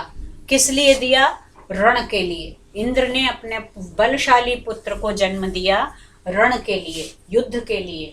और तमुचित, और उसी को नारी ने नर्यम एक मनुष्य के रूप में सुसुव जन्म दिया।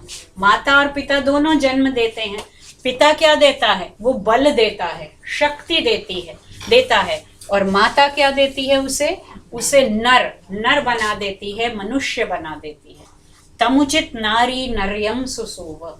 यहाँ पर जजान क्रिया है, वहां पर सुसुव, सु भी लगाया उसके पहले, अच्छी प्रकार से उत्पन्न करती है। किस रूप में? नारी नर्यम सुसुव। नारी नर को उत्पन्न करती है और वृषा वृषण को उत्पन्न करता है। तो पिता से शक्ति मिलती है पुत्र को, संतान को, और माता से उसको क्या मिलते हैं? संस्कार मिलते हैं। वो एक और श्लोक है संस्कृत में, पूरा मुझे अभी याद नहीं है। मातृपुण्येन, क्या यशस्वी पितृपुण्येन, बता दूंगी, अभी याद नहीं। वो ऐसा है कि पिता से के पुण्य से उसको क्या मिलता है, कुल के पुण्य से क्या मिलता है, और माता के पुण्य से उसको क्या मिलता है। ये श्लोक तो मिल जाएगा नेट में, अभी डालो, यशस्वी मातृपुण्येन। तो बात हम कर रहे थे, अभी माता का एक और भी श्लोक देती हूँ। Dharmani in the context of wife is also actually reflected here, संस्कारों में। Which one? Dharmani। हाँ, धर्म सूत्र जो है for the household हाँ. would also reflect the sanskar being maintained for the child. Exactly. क्योंकि सब the source book is Veda or the Samhita, and from that source book we derive inspiration and we go on to theorize it in details.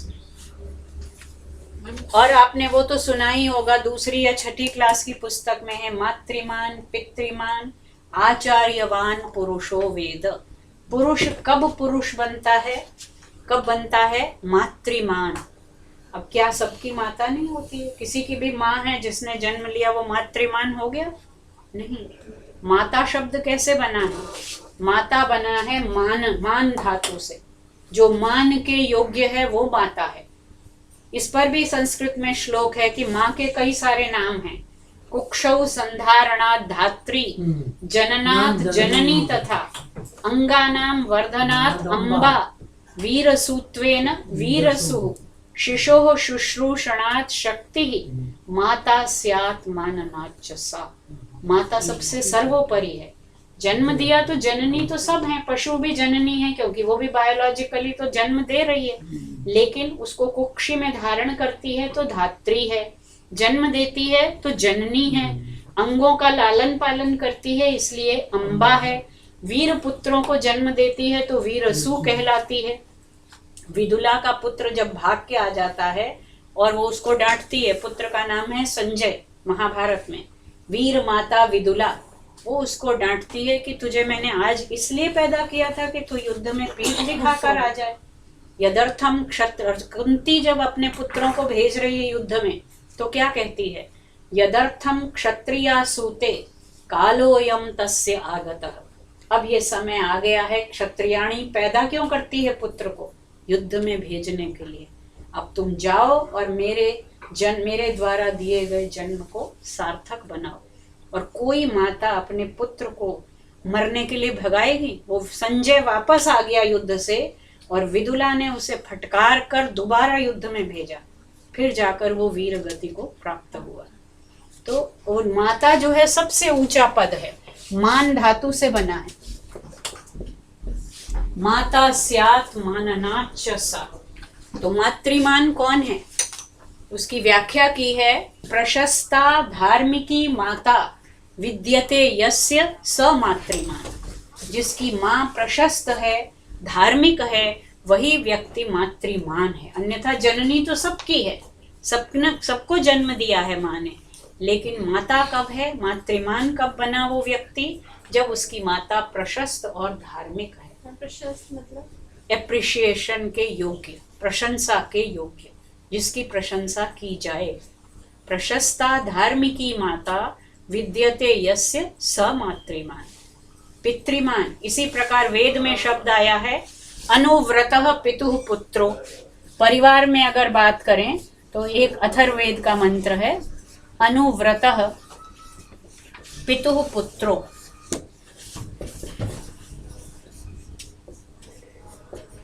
मात्रा भवतु सम्मना।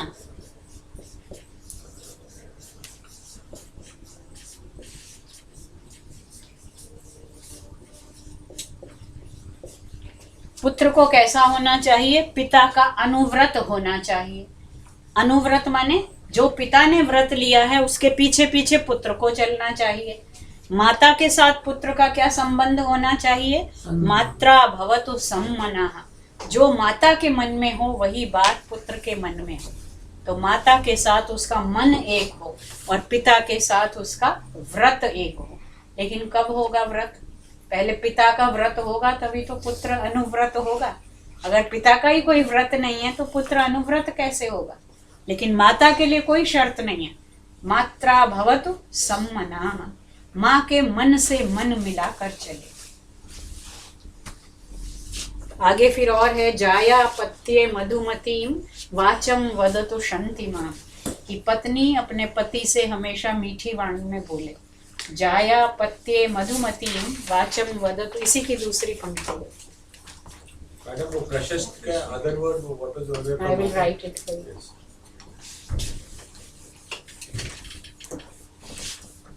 प्रशस्ता धार्मिकी सत्यार्थ प्रकाश के दूसरे समुल्लास में ही इसकी व्याख्या है शुरू में। प्रशस्ता धार्मिकी माता विद्यते यस्य स मातृमः।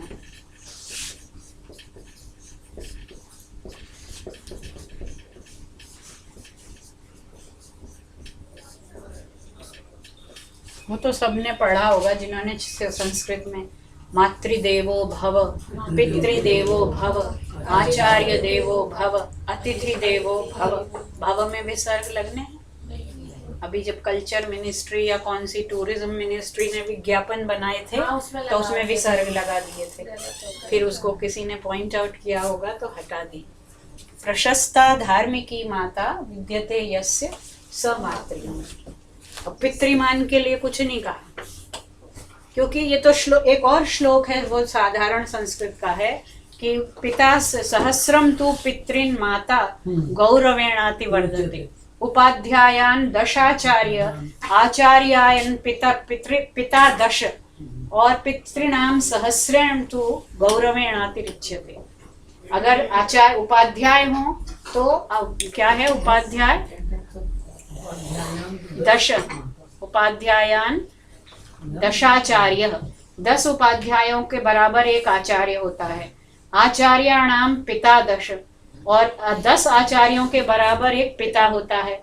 सहस्रम तु पितृन माता गौरवेणाति रिच्यते, लेकिन 1000 पिताओं के बढ़कर एक माँ होती। तो उपाध्याय से बड़ा आचार्य, आचार्य से बड़ा पिता, और सबसे पिता 1000 पिताओं के बराबर एक माता। उपाध्याय और आचार्य में क्या फर्क होता है मालूम है? उपाध्याय वो होता है जो पैसे लेके पढ़ाता है, और आचार्य वो है जो आचार को ग्रहण करता है। आचारम ग्रह, वो पैसा नहीं लेता। आचार्या और आचार्यानी ये 2 अलग शब्द हैं संस्कृत में। आचार्या वो है जो खुद पढ़ाती है, खुद टीचर है, और आचार्यानी वो है जो आचार्य की पत्नी है। डॉक्टर की बीवी डॉक्टरनी अभी भी कहते हैं ना, पाणिनि का नियम है ये। आचार्य से जब आचार्यानी बनेगा, उपाध्याय से उपाध्यायानी बनेगा तो उसकी पत्नी है। उपाध्याया और आचार्य बनेगा तो वो स्वयं आचार्य। इसका मतलब उस समय भी आचार्य और उपाध्याय होती थी। द्रोणाचार्य कैसे बने? कंसिडरेशन ले रहे थे। हाँ, तो उन्होंने आचार्य का पद गिरा दिया ना, वो आचार्य रहे ही नहीं, वो तो उपाध्याय बन गए, फीस लेने लगे। और उससे पहले कभी टीचर टॉट के घर पढ़ाने नहीं जाता था। आचार्य का कुल होता था, गुरुकुल। लोग बड़े बड़े राजा महाराजा सब वहीं आते थे। संदीपनी के पास कृष्ण गए थे, विश्वामित्र के साथ राम गए थे, कभी भी वो राजकुल में आके नहीं पढ़ाते थे, वहाँ गरीब अमीर सब पढ़ते थे आचार्य के घर में, और जैसा आचार्य का अनुशासन होता था सबको मानना पड़ता। पहली बार द्रोणाचार्य ने राजा के घर में आके पढ़ाना शुरू किया और फिर भेदभाव भी करना शुरू किया, पक्षपात करना। उनको अर्जुन के प्रति क्या था, उनका पक्षपात था, मोह अपने पुत्र के प्रति था, अश्वत्थामा के प्रति, और एकलव्य को शिक्षा देने से मना कर दिया। क्यों कर दिया? क्योंकि अब तो राजा पैसे दे के उनको उसने एम्प्लॉय किया है राजा ने, तो वो अपना प्रतिद्वंद्वी थोड़ी पैदा होने देगा। लेकिन अगर वो अपने आश्रम में पढ़ाते तो एकलव्य को भी पढ़ाते और सबको पढ़ाते। तो उन्होंने तो टीचर द्रोणाचार्य वर्ड तो फिर सबसे गलत ये किया कि उसने द्रोणाचार्य वर्ड निकाली। बिल्कुल द्रोणाचार्य आचार्य रहे ही नहीं। आचार्य को युद्ध में नहीं जाना चाहिए। नहीं पढ़ाया एक अलग बात है, आचार्य युद्ध नहीं करता। और उसने अपने आप पर उनका मुढ़ा ले लिया जी मैं द्रोणाचार्य ने एकलव्य को नहीं पढ़ाया एक अलग बात है, उसकी इच्छा। पर उसने अपने मर्जी से अपने आप पढ़ा। नहीं ये कैसे? नहीं मर्जी नहीं है, मर्जी नहीं है, क्योंकि आचार्य योग्यता के आधार पर पढ़ाते थे, वंश के आधार वो पर सब नहीं। ठीक है, पर उसका भी पराकाष्ठा हो गई जब उसका अंगूठा ले लिया। अब वो भी फिर पता नहीं सच है कि नहीं, वो भी लोग उसके कहते पीछे हैं भी कई कथाएं हैं। वो क्यों ले लिया। कथाएं हैं। नहीं उसका कारण भी वही है कि द्रोणाचार्य स्वतंत्र नहीं थे, वो नियोज्य थे। नियोक्ता कौन था? और दुर्योधन था। अर्जुन के तो अगर उसके राज्य में कोई ऐसा व्यक्ति पैदा हो गया जो उसके साथ प्रतिद्वंद्विता करेगा, अर्जुन से तो उन्होंने इसलिए द्रोणाचार्य को ये ट्रिक बताई हो, उसने आदेश दिया हो। जो भी है गलत है। तो उस द्रोणाचार्य से आचार्यत्व की पदवी क्या हो गई, वो पतित होने लगी। चलिए मैम ये कहाँ से लिया था एक बार? कौन सा? आचार्य आचार्य उपाध्याय उपाध्याय पाणिनि का है ये, स्त्री प्रत्यय में। पाणिनि और आचार्य आचार्यणी। हाँ आचार्य आचार्यानी और उपाध्याया उपाध्यायानी। पाणिनि। अच्छा एक चीज और बतानी है कि स्त्रियों का जो वेदों में वर्णन हुआ है वो 3 प्रकार से हुआ है। फर्स्ट पर्सन, सेकंड पर्सन और थर्ड पर्सन। हमारे यहाँ फर्स्ट पर्सन कौन सा होता है? संस्कृत में प्रथम पुरुष, प्रथम पुरुष मध्यम फर्स्ट पर्सन उत्तम पुरुष। प्रथम पुरुष, थर्ड पर्सन। हाँ तो हमारे यहाँ फर्स्ट पर्सन, अंग्रेजी में फर्स्ट पर्सन कौन है? First person mean I. देखिए कल्चर का डिफरेंस लैंग्वेज में रिफ्लेक्ट होता है, आई वी, ठीक है यही है ना। और संस्कृत में फर्स्ट पर्सन क्या है? प्रथम पुरुष, सह तौ ते। यू नहीं सह तौ वह, self and the other, so the other comes first. Sanskrit में प्रथम पुरुष है वह, मध्यम पुरुष दोनों में कॉमन है, उनका सेकंड पर्सन, और हमारा मध्यम पुरुष वो क्या है? यू, त्वम। और थर्ड पर्सन हमारा तो है वो उत्तम पुरुष, अहम। और उनके यहाँ थर्ड पर्सन कौन है? ही शी।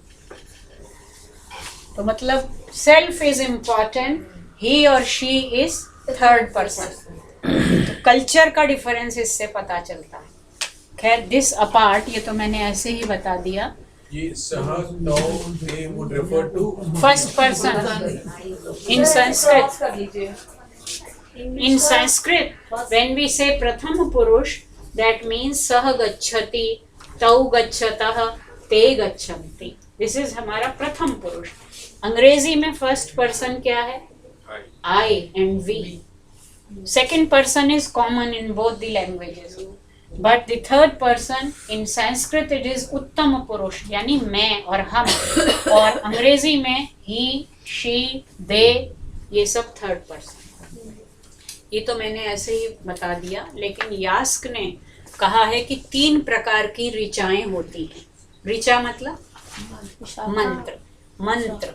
ऋग्वेद के जो मंत्र होते हैं वो ऋचाएं कहलाती हैं। 3 प्रकार की ऋचाएं होती हैं, उनमें से जो उत्तम पुरुष में होती हैं उनको आध्यात्मिक कहते हैं।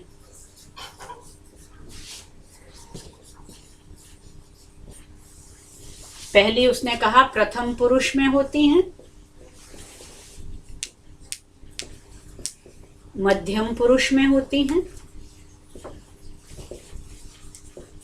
और उत्तम पुरुष में होती हैं। मंत्रों का जो नरेशन है वो भी 3 प्रकार से होता है। और जो उत्तम पुरुष में नरेशन होता है उन मंत्रों को कहते हैं आध्यात्मिक, आध्यात्मिक ऋचाएं। वो मंत्र आध्यात्मिक कहलाते हैं जिनमें अहम इस सर्वनाम का प्रयोग होता है। कोई मंत्र वेद का बताओ। जैसे मैम हम लोग ये सोचते हैं ना उत्तम पुरुष अहम ब्रह्मास्मि भी कहते हैं ना, जैसे अहम है तो उसको ब्रह्म कह दिया तो वो उत्तम ही है, सभी सबसे उत्तम। नहीं, मैं स्त्री के संदर्भ में पूछ रही हूँ। कोई मंत्र बताओ जिसमें वो खुद कह रही है अपने बारे में कि मैं ये हूँ, मैं वो हूँ, गुणगान कर रही है। उषा में नहीं आता, वो हम नहीं कहती उषा।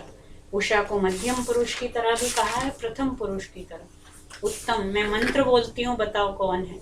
अहम राष्ट्री संगमनी वसुना, अहम केतुरहम मूर्धा, अहम उग्रा विवाचनी। कौन है ये? वाक सूक्त है। वागाम्भृणी, वाणी जो वाग देवता है वो बोल रही है कि मैं यम यम कामये तम तम उग्रम कृणोमि। मैं जिसको चाहती हूँ उसे उग्र बना देती हूँ, जिसे चाहे राजा बना देती हूँ और जिसे चाहे ऋषि बना देती हूँ। तो अहम से जब वर्णन आता है, whenever the narration is in उत्तम पुरुष or the first person, then these types of mantras are known as adhyatmik mantras. In the Vedas, we find all the 3 types of narration regarding women deities or women seers. जैसे सूर्या सावित्री जो वर्ण सूक्त हम पढ़ेंगे विवाह वाला, उसमें दोनों स्टाइल हैं। प्रथम पुरुष में भी है और उत्तम पुरुष में भी है, मध्यम पुरुष में भी। जब सूर्या सूक्त पढ़ाऊंगी तब बताऊंगी। लेकिन ये जो अहम वाला है ये वाक सूक्त में है। वाक सूक्त में वो अपने को कह रही है, अपनी गुणगान कर रही है कि मैं समाज की केतु हूँ, मैं ध्वजा हूँ, अहम केतु, अहम मूर्धा, I am the brain of the society. Aham ugra vivachani. I am the thunderbolt and I rule the world. So this type of narration, boastful narration, is done in case of Vak Sukta. वाक के बारे में भी है और शची के बारे में भी। शची कौन है? इंद्र की पत्नी। इंद्र की पत्नी तो क्या जोर से घोषणा करती है, अवीरामिव मामयम शरारुरभिमन्यते, उताहमस्मि वीरणी इंद्र पत्नी मरुत्सखा। और वो कहती है मम पुत्राः शत्रुघ्नो अथो में दुहिता विराट। कितना सुंदर और गर्व है उसको, मम पुत्राः शत्रुघ्नो, मेरे पुत्र शत्रुओं का नाश करने वाले हैं। अथो में दुहिता विराट, मेरी पुत्री कैसी है? तेजस्विनी मेरी पुत्री है। और मेरा पति कौन है? उताहमस्मि वीरणी, पत्यौ में श्लोक उत्तमा, मेरे पति की कीर्ति है सारे संसार में। उताहमस्मि संजया, और मैं कौन हूँ? मैं संजया हूँ, कभी किसी से हारती नहीं हूँ, मैं जीतने वाली हूँ, क्योंकि मेरे पुत्र शत्रुओं का नाश करते हैं। मेरी पुत्री तेजस्विनी है, मेरा पति कीर्तिमान है और मैं संजया हूँ। और एक जगह कहती है, आजकल तो स्त्रियों को क्या कहा जाता, बाद में कहने लगे ना अबला जीवन। और यहाँ वो कह रही है मैं तो वीरणी हूँ, अपने आप को कह रही है कि अवीरामिव मामयम शरारुरभिमन्यते। ये जो कायर योद्धा है ये समझ रहा है कि मैं वीर नहीं हूँ, मैं अवीरा हूँ। लेकिन मैं कौन हूँ? उताहमस्मि वीरणी, मैं तो वीर पत्नी हूँ, इंद्र पत्नी, मरुत सखा। और मेरा फ्रेंड कौन है? मरुत मेरे फ्रेंड्स हैं, वायु जो वायु। तो इंद्र मेरा पति है और मरुत मेरे फ्रेंड्स हैं और मैं स्वयं कौन हूँ? वीरांगना हूँ। तो अहम वाले भी मंत्र मिलते हैं, त्वम वाले भी मिलते हैं। त्वम वाले बहुत मंत्र हम देखेंगे, 1-2 दे देती हूँ। जैसे शिवा स्योना पति लोके विराज।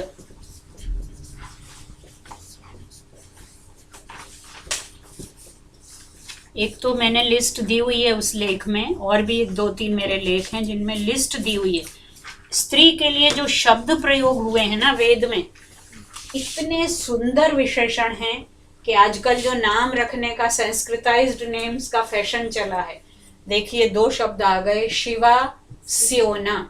स्योना माने सुख देने वाली, शिवा माने कल्याणी।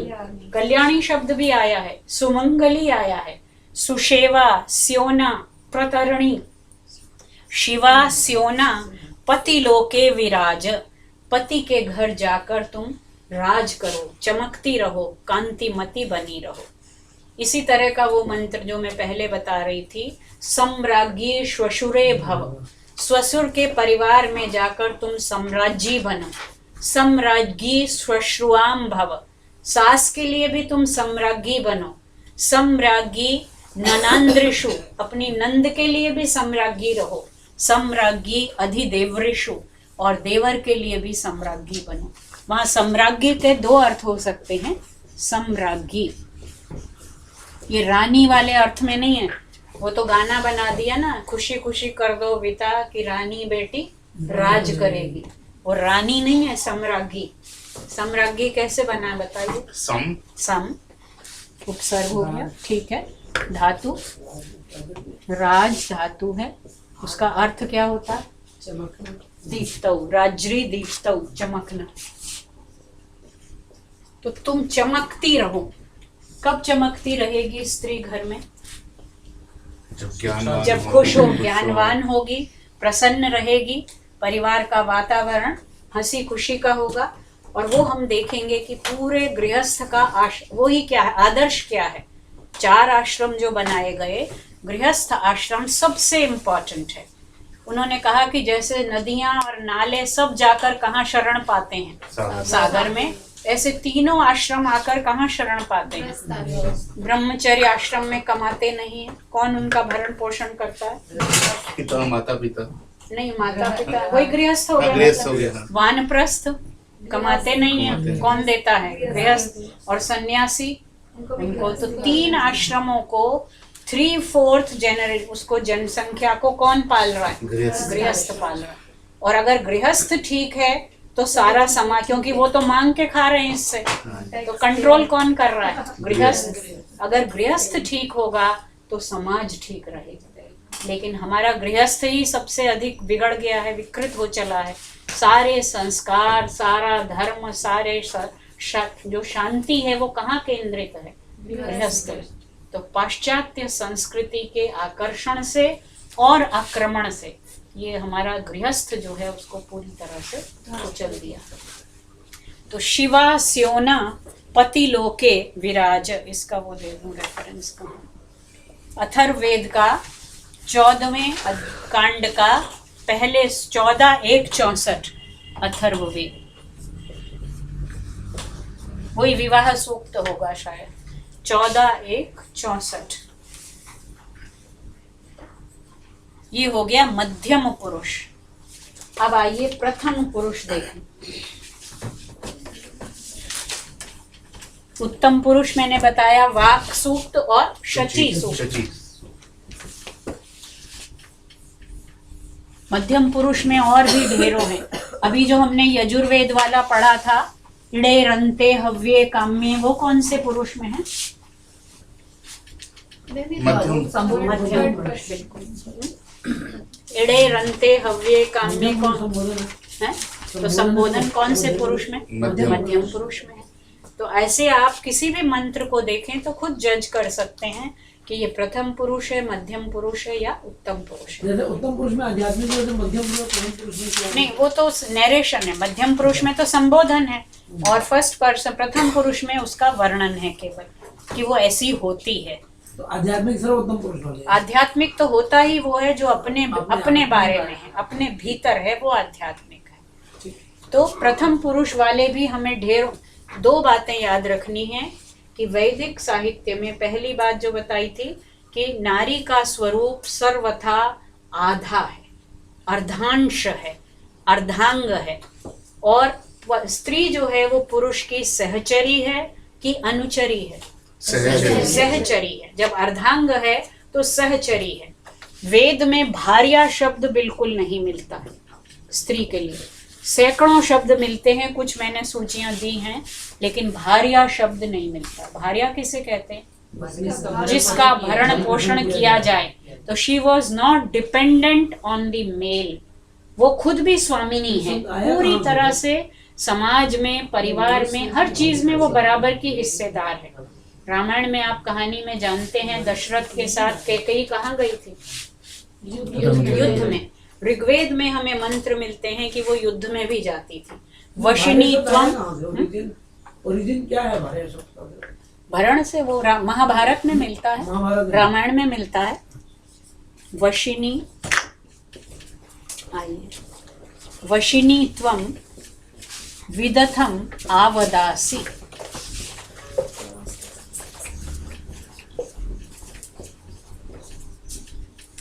कौन सा पुरुष है ये? मध्यम पुरुष ही हुआ। मध्यम पुरुष है, लेकिन कह क्या रहे हैं? हे स्त्री तुम कैसी हो? वशिनी, सबको वश में कर लेती हो। कैसे? विदथ में जाकर जब बोलती हो। विदथ क्या है? सभा है। और आप महाभारत पढ़िए, गांधारी जब जाकर सभा में डांटती है चीरहरण के बाद, बिल्कुल ऐसा लगता है जैसे वेद का ये मंत्र वहां पर मूर्त हो रहा है। वो सभा में जाकर अब दुर्योधन को और उसके सभी साथियों को डांट रही है। तो वशिनी त्वम विदथम आवदासी, तुम वशिनी हो, तुम जाकर विदथ में बोलती हो। अगर विदथ में बोलने की उसमें क्षमता है, योग्यता है, इसका मतलब उनको शिक्षा का पूर्ण अधिकार था, उसको स्वयंवर का अधिकार था, उसको समाज में अध्यापन का अधिकार था। एक और मंत्र आता है जिसमें बताया है कि कौन क्या काम करता है, यजुर्वेद का है शायद, वो कहता है कारुरहम। ये स्त्री का इसमें वो नहीं है, मैं वैसे ही लिख रही हूँ। एक कोई ऋषि है, वो कह रहा है कारुरहम, मैं तो कारू हूँ। कारू कहते हैं कारपेंटर को, बढ़ई को। कारुरहम ततो भिषक, मेरे पिताजी क्या करते हैं? भिषक, वो वैद्य हैं। पिताजी वैद्य हैं, मैं कारपेंटर हूँ। उपल प्रक्षिणी नना, और मेरी माँ क्या करती है? वो पत्थर कूटती है। ये किसी और संदर्भ में है, लेकिन इससे ये पता चलता है कि स्त्रियां मजदूरी भी करती थी। और ये भी पता चलता है कि एक ही परिवार के तीनों लोग अलग अलग वोकेशन ले सकते थे। ऐसा नहीं कि एक नेताजी बने तो उनका बेटा नेताजी, फिर उनका भी बेटा नेताजी। कारुरहम ततो भिषक उपल प्रक्षिणी नना। तो माँ कुछ कर रही है, पिता माँ के लिए। मैं कारू हूँ, ततो तात मेरे पिता भिषक हैं, हाँ, और उपल प्रक्षिणी नना मेरी माँ जो है वो पत्थरों को कूटने का काम। भिषक का क्या मतलब है? वैद्य, फिजिशियन।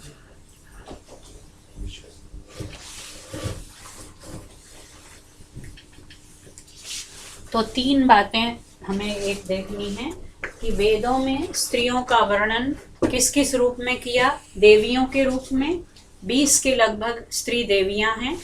ऋषिकाओं के रूप में हमें मिलता है 27 ऋषिकाओं का नाम बृहद देवता में गिनाया गया है। और साधारण स्त्री के रूप में पत्नी, पुत्री, माता के रूप में भी स्त्री का। और ये जो जैसे उपल प्रक्षिणी नना, इससे तो बिल्कुल समाज की साधारण स्त्री का हमें पता चल रहा है कि वो काम करती थी, लेकिन वो अलग अलग तरह के काम किया करती थी। और 3 हो गए, देवियां, ऋषिकाएं और सामान्य स्त्रियां। 3 प्रकार से वर्णन हुआ है, प्रथम पुरुष में, मध्यम पुरुष में और उत्तम पुरुष में। और अब मैं थोड़े से नाम बताना चाहूंगी, वही जो सूची बता रही हूँ। देखिए कुछ नाम तो उस मंत्र में आ गए, इड़े रंते हव्ये काम। और देखिए अदिति है, अदिति भी आ चुका है पहले, अग्न्या भी आ चुका है, बृहति, बृहति ब्रह्मा आ चुका है पहले, बृहति, देवकामा, मैं वो लिख रही हूँ जो पहले नहीं आए हैं, देवकामा, देवी,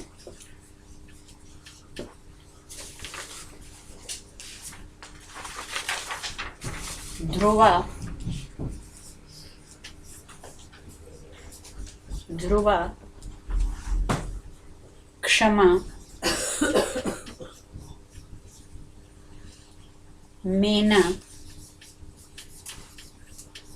अब एक तो मेना अप्सरा थी, शकुंतला की माता, लेकिन वेद में मेना वो वाली नहीं है। वेद में मेना का अर्थ है मानयन्ति एनाः इति मेना, जिसका मान किया जाए वो मेना है। मानयन्ति एनाः मेना, मेना। नारी अभी आया था ना, तमुचिन नारी नर्यम सुसुव, नारी। पुरंधी,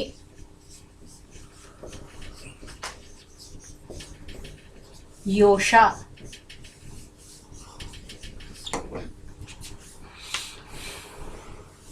सुबुधा,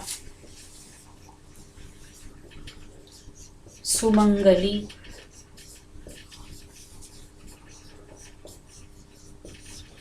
स्योना अभी आ चुका है, सुवर्चा,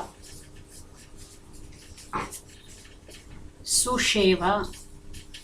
रेफरेंसेस सब हैं उस पेपर में, आप देख सकते हैं। शिवा अभी आया ही था, शिवा और स्योना।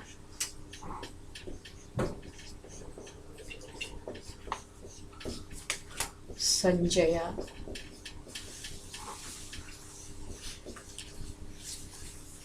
स्त्री,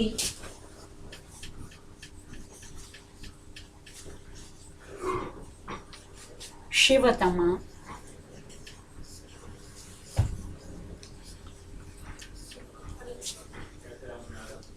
सुयमा,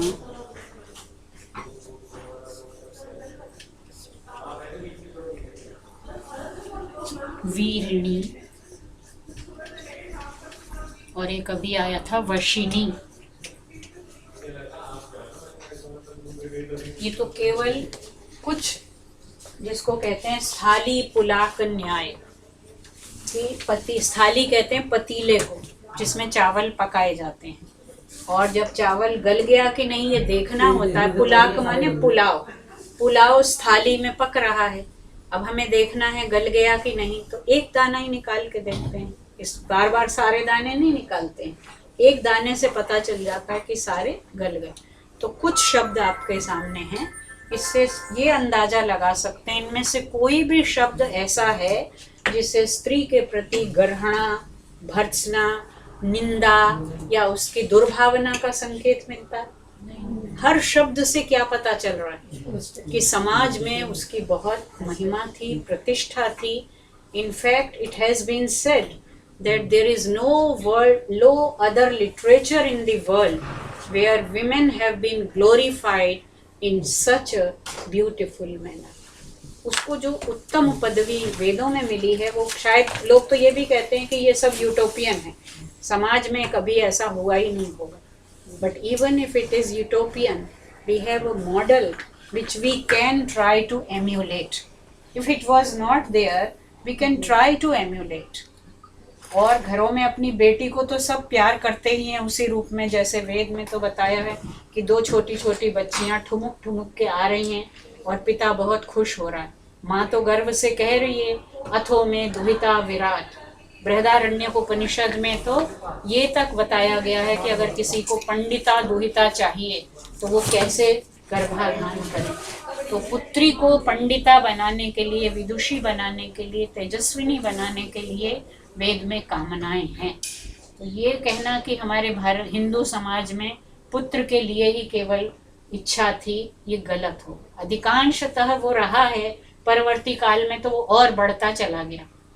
लेकिन स्त्री के प्रति ये जो चित्र हैं, ये जो भावनाएं हैं, आज अगर समाज में कुछ लोगों को भी बताई जाएं तो शायद उससे स्त्री को एक व्यक्ति के रूप में, एक पूजा या आदर मान के योग्य स्त्री के रूप में, न कि केवल एक देह के रूप में या एक वस्तु के रूप में देख, ये प्रवृत्ति बदल गई है।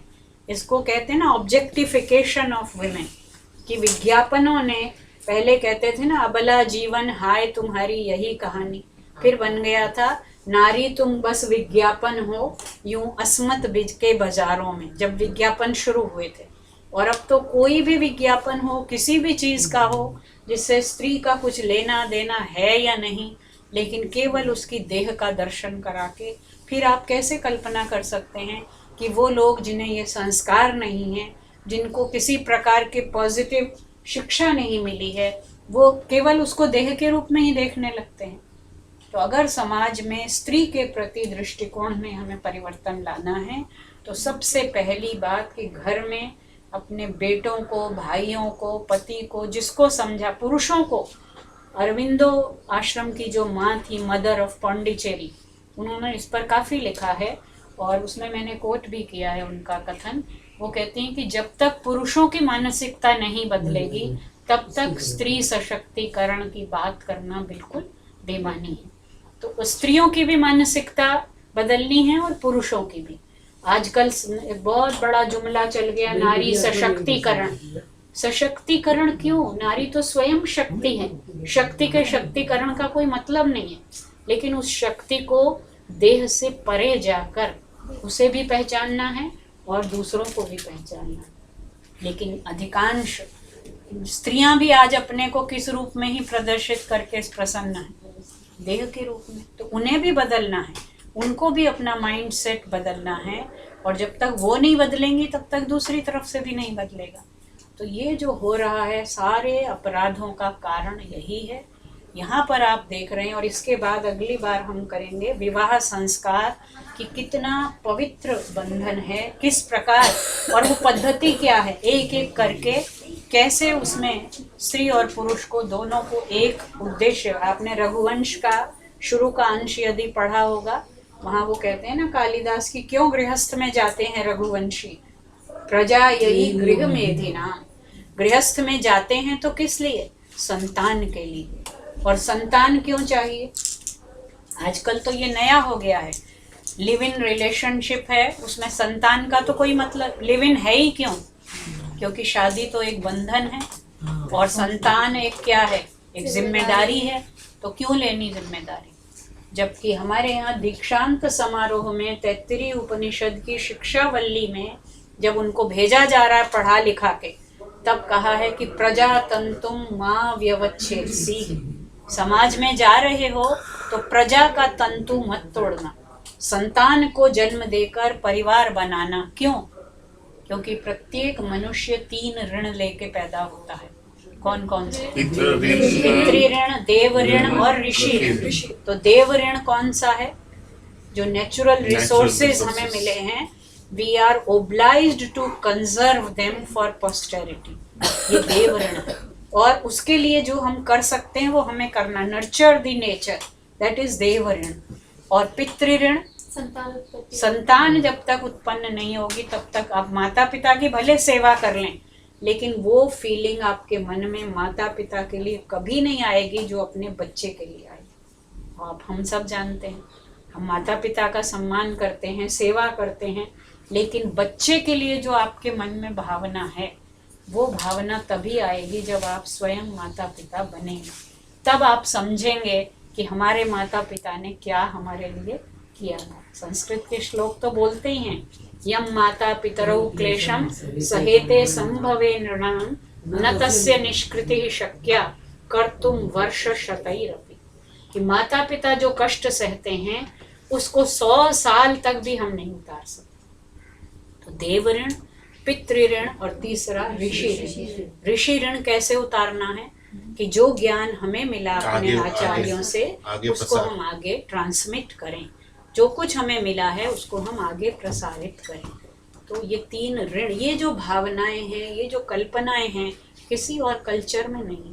वो जो यज्ञोपवीत पहनते हैं उसमें 3 धागे होते हैं, वो 3 धागे इन्हीं 3 ऋणों के स्मरण दिलाने के लिए, देव ऋण, ऋषि ऋण और पितृ ऋण। वो 3 धागे इन 3 ऋणों के लिए ही कि आपको हमेशा वो स्मरण दिलाते रहें। तो 3 ऋण, पंच महायज्ञ, ये सारी जो हमारे यहाँ परिकल्पना, पंच महायज्ञ में हमने और भी किसे समेट लिया, देव यज्ञ भी है वहाँ पर, पितृयज्ञ भी है और ब्रह्म यज्ञ। ये तो हो गए 3 जो ऋण हैं। उसके अलावा 2 और हैं वहाँ पर, अतिथि यज्ञ, क्योंकि गृहस्थ का सबसे बड़ा धर्म है कि जो कोई चला आए वो वानप्रस्थ और सन्यासी क्या बन के आएगा? अतिथि बनकर आएगा। और उसके बाद भी कौन बच गए? पशु पक्षी कीट पतंग वो बलिवैश्व देवी यज्ञ। तो ये सारी जो वैदिक चिंतन की हमारे यहाँ एक विरासत है, उस विरासत को हम सर्वथा भूलते जा रहे हैं। पंच यज्ञ तो देव यज्ञ, सबसे पहले ब्रह्म यज्ञ, देव यज्ञ, पितृ यज्ञ, अतिथि यज्ञ और बलि वैश्व देव यज्ञ।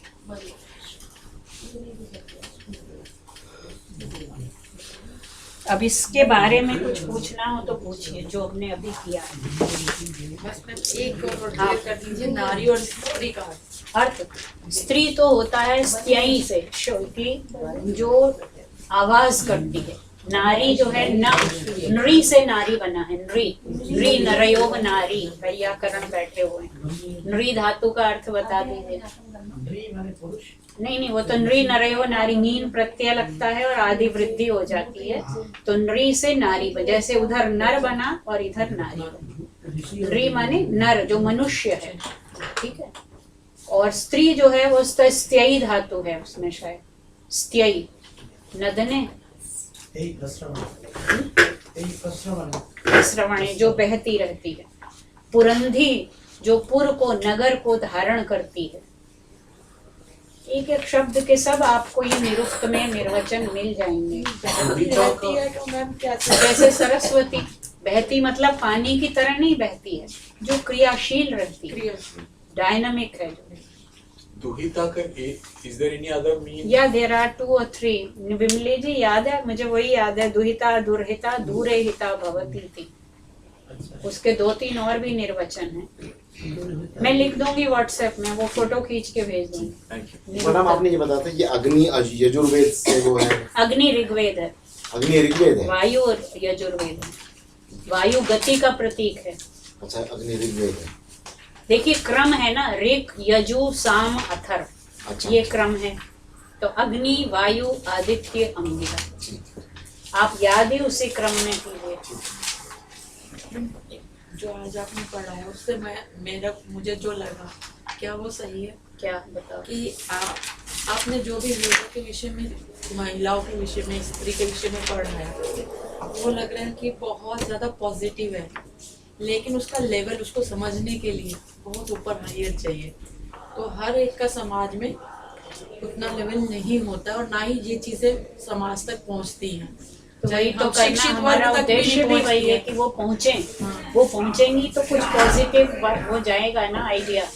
और मान्यताएं जो है सबकी जो है, जैसे जैसे जिसके संस्कार होते हैं वैसे वैसे। छोटी सी बात मैं बताती हूँ, जो हमारे यहाँ काम करती है, उसकी पिछले साल पोती का जन्म हुआ था, 2 दिन में काम पर आ गई। अब उसका नाती हुआ है तो 1 हफ्ता हो गया। तो मैंने बोला ये तुम लड़की और लड़के में मतलब इतना फर्क करते हो क्या? मतलब वो फूले नहीं समा रहे हैं। तो ये जो बन गई है ना मानसिकता हमारे समाज की, इसको बदलना। पहले ये नहीं था। ये तो मतलब मैं तो अपने परिवार से बता रही हूँ कि मेरे परिवार में तो कभी मैंने देखा ही नहीं है। हो सकता है कुछ परिवार और भी होंगे जिनमें लड़कियों को बिल्कुल बराबर देखा जाता। जैसे आपके यहाँ 1 बेटा और 1 बेटी, छोटे परिवार हैं। पहले तो जॉइंट फैमिली होती थी, तो वहाँ मुझे नहीं लगता। मैंने हमारी जॉइंट फैमिली थी पहले, तो कभी वो देखा नहीं हमने भेदभाव। इनफैक्ट मेरी बुआ जी ज्यादा पढ़ी लिखी थी, सभी ने बीए की थी। मेरे फादर, उनके 2 भाई 10वीं पास थे बस, वो बिजनेस में लग गए होंगे। पर बुआएं सब बीए में थी। मतलब जो प्रॉब्लम ऑफ एग्जिस्टेंस है ना, हाँ। जो कहा गया है कि जैसे आपने वो अभी बोला कि वो दूर जाए करे, तो वो जो प्रॉब्लम्स आती हैं उसको, तो ये जो दूर जाए वाली बात तो 700 BC में यास्क ने व्याख्या की। वेद में तो दुहिता शब्द है, लेकिन अब पता नहीं ये वाला निर्वचन ठीक है या कोई। ये तो यास्क तो इमेजिन कर रहे हैं ना, तरह तरह से वो अर्थ बता रहे हैं। नहीं, वो आए थे जैन स्वामी। और ये भी है कि व्यवहारिक तौर में पहले ट्रैवल करने में बहुत टाइम लगता था। अब ट्रांसपोर्टेशन ट्रैवल टेक्नोलॉजी बढ़ गई है। हाँ। तो जरूरी नहीं है कि वही हम बोले 25 साल तक आओ ही ना तुम। बिल्कुल। नहीं, वो तो बदल गया है, अब बदल भी गया है। लेकिन पहले के समाज बट में भाव हुआ है कि जितना हाँ, मतलब interfere, less of the interfere, ये तो सही है ना। तो जितना बेटी के घर में इंटरफियरेंस एक बात तो ठीक कह रही है मैडम जी कि अगर पत्नी बेटी के घर में जो जा रही है ना वो बेटी, अगर आप बार बार उसको टच करोगे, उसके ससुर को, सास को, पति को, तो बात बिगड़ जाएगी। जिसने नहीं देखी वो देख लेना, पूरा कागज उसमें यही मैं है। अपना पर्सनल एग्जांपल देता हूँ। आजकल एक सीरियल आता है, मैं मायके चली जाऊंगी। वो बहुत बेकार सीरियल है, पहले मैंने होता नहीं, पहले माँ को फोन, नहीं माँ वो तो चलो सीरियल, लेकिन वो पिक्चर बहुत खूबसूरती, बड़ी मैं आपको एक सेंसिटिव। पर्सनल एग्जांपल देता हूँ। शादी से पहले 2 साल मैंने काम किया था। हाँ। पढ़ाई के बाद रात जॉब ऐसी थी, और मैं भी करता था, कई बार 8 बजे वापस आए, 9 बजे, कभी 12 बजे भी काम करके रात के। शादी हुई तब भी 8-9 बजे तक आता था कई बार। तो 2 महीना भी नहीं हुआ था, my mother in law said कि अब बहुत लेट आते हो। तो उनको तो कुछ नहीं बोला, then I came and told my wife who is she to ask me. अच्छा नहीं लगा होगा। मेरी मदर ने कभी नहीं पूछा कि 9 बजे क्यों आता हूँ, तो who is she to ask me. वही बात नहीं, उसी से फिर प्रॉब्लम शुरू होती है। वो सबसे बड़ी बात तो इंटरफियरेंस उन्होंने बताया जितना नहीं कम गया। हो उतना अच्छा है। मैम ये जो आपने बट बताया, सेंट्रल प्रॉब्लम तो फिर वही है, प्रॉब्लम ऑफ एग्जिस्टेंस की वही रह रही है। उन्होंने कह दिया कि आप बोले और बिल्कुल नहीं कह रहे हैं, गलत नहीं कह रहे हैं, क्योंकि उनको पता है कि हम सही जा रहे हैं, और वो अपनी वाइफ को बताएंगे भी क्या प्रॉब्लम, उन दोनों के बीच में सॉल्व होनी चाहिए। मदर इन लॉ को इंटरफेयर नहीं करना आप चाहिए। रामायण उठा के पढ़ लो ना। लेकिन सीता वहीं ने में- कहा कि मुझे जाना है, कौशल्या ने समझाया, हाँ जी। और उनको परिवार कौन सा, बस ये है कि वहाँ पहले क्या होता था, विवाह के बाद वो परिवार बदल जाता था। अब वो बदलना, क्योंकि ये कम एज में शादी होती थी एक तो पहले, आजकल एज भी बढ़ जाती है, फिर एक्सपोजर बहुत ज्यादा है, तो लड़कियां पहले ही समझदार हैं, वो अपने लेवल पर हैंडल कर सकती हैं। लेकिन जब पेरेंट्स का इंटरफियरेंस होता है तो ईगो प्रॉब्लम और भी बढ़ जाती है, क्योंकि जो लड़का है उसको पत्नी की कही बात उतनी बुरी नहीं लगेगी जितनी पत्नी की माँ की कही हुई बात बुरी लगेगी। ऐसे मैम वाइफ को लगेगी ना, उनकी मदर की लगेगी बहुत कुछ इन्फॉर्मेशन लिया। कि ये मेरे को ऐसे कह रही है, नहीं जानती मेरे को। मैसेज देती वही ध्यान तो आया। वो एडजस्ट तो करना पड़ेगा। वो बार बार समंजन तो विश्वे देवा, तो समंजन का मतलब क्या है? एडजस्टमेंट ही समंजन। फिर भी सोचिएगा इस बारे में, तो अगली बार हम इसमें वो विवाह वाला सूक्त मतलब टेक्स्ट को लेके चलेंगे। आपने वो सोर्स प्रोवाइड किया मुझे। ठीक है, अच्छा रहा ना? बहुत अच्छा था, बहुत एंड अच्छा मोस्टली वो मैम। लोग उसको यूट्यूब में भी डालेंगे शायद, टीचर्स। मैंने जो स्पीच मतलब दिया, देखेंगे, मुझे लग रहा मैम। था मैंने वो पुस्तक रखी कहाँ है, but luckily I could find it. Ma'am आपका ये यूट्यूब में नहीं जा सकता, आप ये वाला डालिए ना, आज वाला।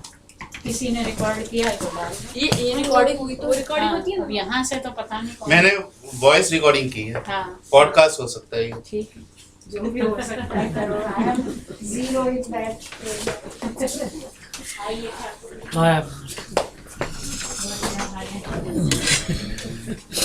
इसके बाद आप लोग हो जाइए।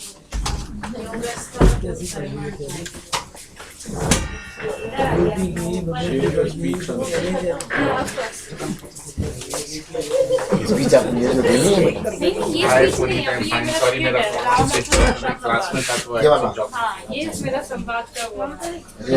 लेक्चर नहीं यार, अटेंड भी करना आज अटेंड करना। मैं परशुराम, मैं हमेशा एकदम एग्रेसिव टाइप की दोनों देने को, दोनों टीचर भी होते हैं, स्टूडेंट भी होते हैं। टीचर भी होता हूँ और सभी स्टूडेंट का रूप भी होता है, स्टूडेंट का रूप होता है। सैटरडेज को मैं अटेंड करता हूँ। परशुराम वाले वो याद कर रहे होंगे। वो ऐसी होती है जो बहुत भारतीय विद्या जो थॉट प्रोसेस होता है वो स्थिर नहीं होता, वो डिप्लोमा हो चुका है। समझाते हैं कि राम भगवान है, वो मानती नहीं है, वो आर्ग्यू करती है, फिर राम जी को टेस्ट करने के लिए कुछ सीता बनती है। अच्छा 2 चीजें के लिए मैंने फोन किया था। एक तो मैंने तुम्हें पीएनआर का ही भेजा था यार। यहाँ पे ऐसे क्यों कहा गया है? ठीक है वैसे पहले तो वेद काल में उनको इतना अच्छा लिखा है, कौन सा नंबर? रामायण रामचंद्र के काल में, may be according to there. अच्छा मोबाइल नंबर मेरा ही है उस पीएनआर में।